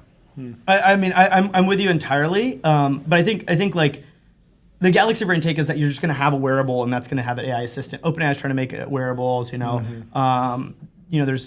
everyone's trying to make wearables. Google is, et cetera, et cetera. I think Meta will actually execute, and then they'll have a good AI. And then you stack on like a few things, right? How do they get users? Well, we've seen, at least if you look at the user metric charts, Google's OpenAI's users were growing. They were going to hit 1 trillion by the end of the year. They had 800 billion. Why did they not keep growing in the last quarter? It's because Nano Banana came out and they took all the incremental users, right? And likewise, if you go look at like, Gemini 3 didn't actually make Google grow that much. It was Nano Banana and then Pro or 2 or whatever it's called, right? Those are the ones that made them really grow. Meta's licensed all of Midjourney's code, data, models, right? 1. 2, they're like actually just like focusing hardcore on Was that a $1 billion plus deal? The number is undisclosed. Midjourney still exists as a company. Yeah. No, it looked to me like effectively a massive exit, but the best case scenario where they can just keep kind of being artists. I think if you had me guess, I would bet it's over $1 billion. Right. Every deal that Meta did was over $1 billion. They did, basically, like whether it's an employment contract, a licensing deal, an acquisition, everything had to be after it. Well, so the interesting thing is Meta. You're missing a zero again. Don't never miss the zero again. Yeah, every discussion was how many billions are we spending on hiring this person, buying this company. Yeah. Well, Meta interestingly has gone down market for compute because there's not enough compute in the big size deals, so they've actually gone and bought like small clusters. Oh, because it's like, well, I want more compute from long tail neoclouds. Yeah, just from a longer tail. Okay. Because that's the only place they can get the compute they need. Interesting. Because they've already like went out and signed big deals with Google and CoreWeave and so on and so forth. Is Cluster Max 3 going to be a smaller chart because of consolidation in the the industry? No, there's more. It's going to be bigger. It's going to be bigger. But so Meta. That's the thunder. That's ominous. It's ominous. So I think Meta will capture consumers through generative. Mm-hmm. If there's more content, people are just going to go to the content marketplace, right? Mm-hmm. The creator of the content captures less value as there are more content creators and more diversification of Mm-hmm. content, right? And so I think Meta just wins by being a platform, right? Google does too, and ByteDance does too, right? Yeah. But like those three win by having a platform. And then the real question is, can they get in the assistant productivity game, right? And I think this is and important. through that, effectively search. Like if you're an assistant, it means that you can there's some commerce happening. Well, they spun out and poached a bunch of people from Google. Yeah. So this wasn't in the media much, but they actually poached Google search people with similar sized deals as these crazy. Researchers. Yeah, and I always demoing any of the wearables. You can imagine Meta wants you to walk around in the world and see what are those headphones? And while we're talking, I just hit my little thing and buy it, right? Yeah. And it's you didn't even necessarily know that it happened. But of course, Meta's going to want to monetize Everyone knows that. those are the Sony MDR-X 272s, 462. Dude, I've been screaming about them doing some proper marketing. Branding so it's literally they're over here is WH 1000 XM5. It's crazy. And then their in ear is WF 1000 XM 1000. It's dude, just call them Bravia Buds and Bravia headphones or some shit. Well, did China just bought the Sony? Right? Yeah. The Or was Bravia that- brand's actually a Chinese company now. Sony sold their TV and PlayStation Bravia Buds. brand. Yeah. PlayStation. Walkman. Oh yeah. Walkman Buds. Bring the Come Walkman on, something. For sure. Anyway, anything else, Jordy? No, this is great. I'm excited for this weekend. Yeah. Super excited. You guys. What are some plays? We don't watch a lot of sports. What are some plays? What are some You are a plays? football guy, right? Yeah. Grew up Georgia? rural Georgia, so I like football. Yeah. High school football was the thing. College Nice. football was the thing. I think NFL is a little less Yeah. soulful. Sure. But now college football has has the NIL, and so Yeah, it's also yeah, soulless yeah. to some extent. It's Yeah, yeah. fine. We enjoy it. Primal desire of seeing heads clash. Yes. And sometimes that manifests in Twitter drama, and sometimes that manifests in real football. Yeah. All I can say is fuck the Patriots. Okay. Whoa. Okay. Yes. I'm There kind of we go. bummed. We're gonna since we're gonna be at the game, we're not gonna really get the great experience seeing the ads. I'm gonna be glued to my phone. I want to see all the AI, the different. Well, don't worry. I ads got from some the more lab. ads for you. Thank you so much for coming. Thank you on so the much. show. Great segue.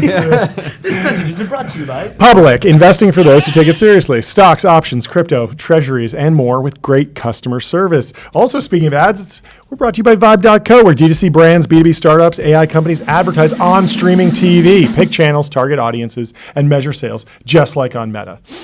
What else is in the news, Jordy, before we get out of here? We never covered this. Waymo Yes. confirmed that they raised $16 billion at $126 billion post, according to Ed Ludlow over at Bloomberg. Saw a bunch of VC victory laps. Sequoia getting in the mix. DST Global, Dragon. It was sort of a bold move for a lot of VC firms to go in so early as the company was sort of spinning out. And of course, a magical Google company. via Alphabet did $13 billion of the round themselves. So this Very was sort nice. of them putting the Medal of Honor on Yeah, themselves. yeah. That's what you're referring Exactly. to. Yes. While you pull up the next one, let me tell you about Figma. Figma Make isn't your average vibe coding tool. It lives in Figma, so outputs look good, feel real, and stay connected to how teams build, create code-backed prototypes and apps fast. Pull up this post from Redaction. Okay. It is Twitter every time a minor AI advancement occurs. And like this new block meta changes everything. This new block meta? There's a lot of this going on. Well, you know what else changes everything? Gemini 3 Pro. Google's most intelligent model yet. State-of-the-art reasoning, next-level vibe coding, and deep multimodal understanding. YC wants you to start an AI Rentech. Okay. They want you to Just do it. Get out there and do it. Start an AI says- Rentech, and then get on Phantom Cash. Fund your wallet without exchanges or middlemen, and spend with the Phantom card. And that's our show. Goodbye. Thank you for watching. Leave us 5 stars. We will see you tomorrow. I had to finish this.